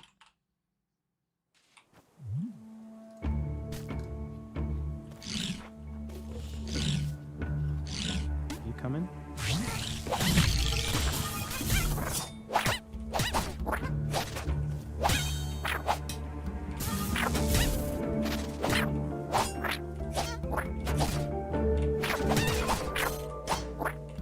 Oh God. 1, 2, 3.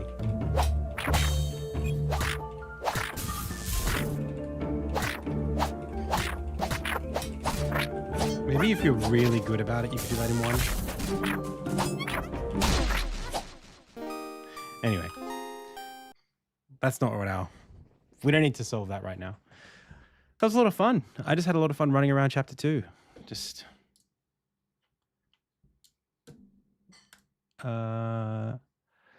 what did we do just now? I don't think I need these. I don't need this. Get rid of that.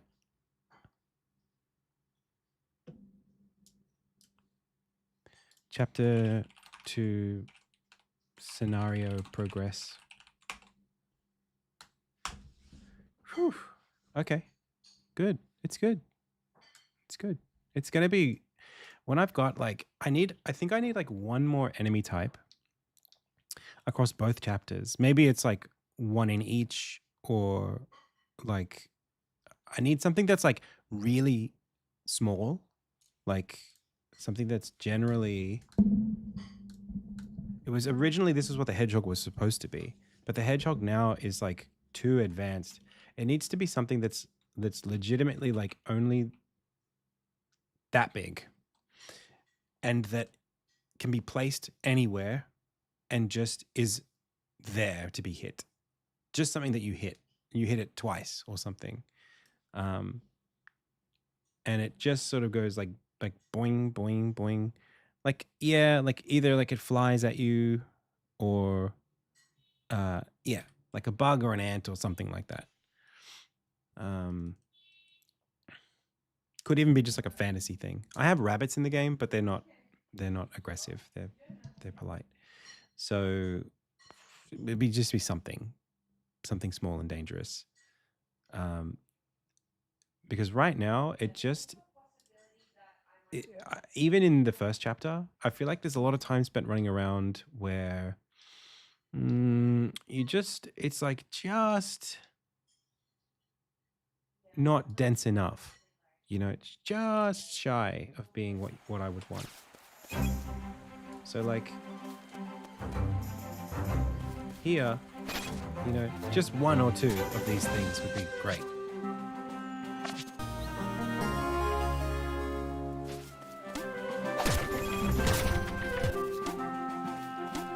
You know, like slimes?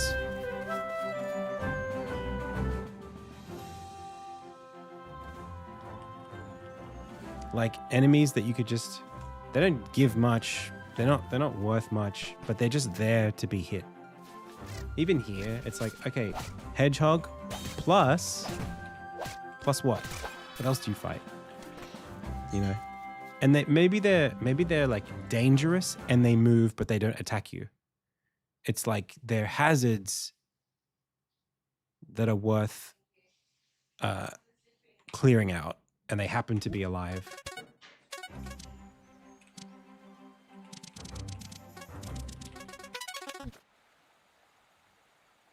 What is an Antwerp? The place? What? Animal. Is that a real thing?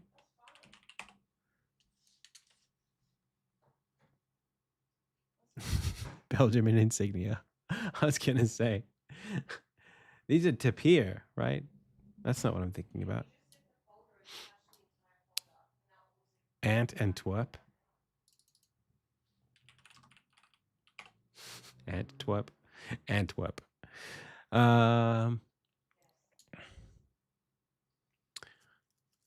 Spiders are a little bit too much. We have destructibles, yeah. Yeah, there's stuff like that in the game. It could just be, I don't want it to be like foliage, like shrubberies and stuff. I don't want that. I do have, like in a level like this, it's not just stuff you can hit, it's stuff that you should hit. Like that's a hanging pot. I've got a few pots here. I've got boxes you can break open. We do have, the closest thing I've got right now is these. So they're like plants that shoot out these things, and you can break them. Maybe that's it. Maybe I just need one of those in the level.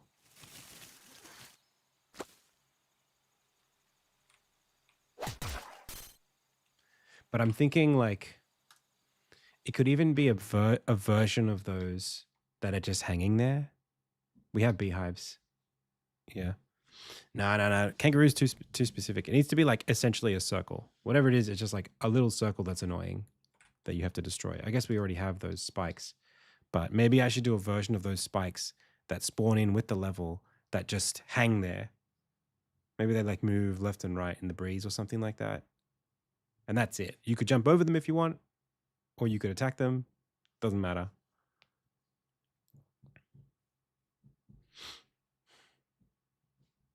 I think that's what it needs to be. I think I just need to make those spike balls, but spike balls that are environmental. Okay, pals, I gotta go. It's late. Thank you so much for checking out the stream. I do have crows in chapter 1, but they're not dangerous. They just hang around. Let's raid Togglebit. Yeah. ACY lock in for the raid emote. Thanks, everyone. It was fun. I had fun. Hope you did too. Yo, if you liked anything that you saw today, you got to go ahead and wishlist Insignia on Steam. You got to do it. Support the devs. Appreciate you all. That's it. That's the stream. I'll see you all Thursday. As always, I've been Adam. You've been the Pixel Pals. This has been the Indie Tales Game Dev live stream. Until next time.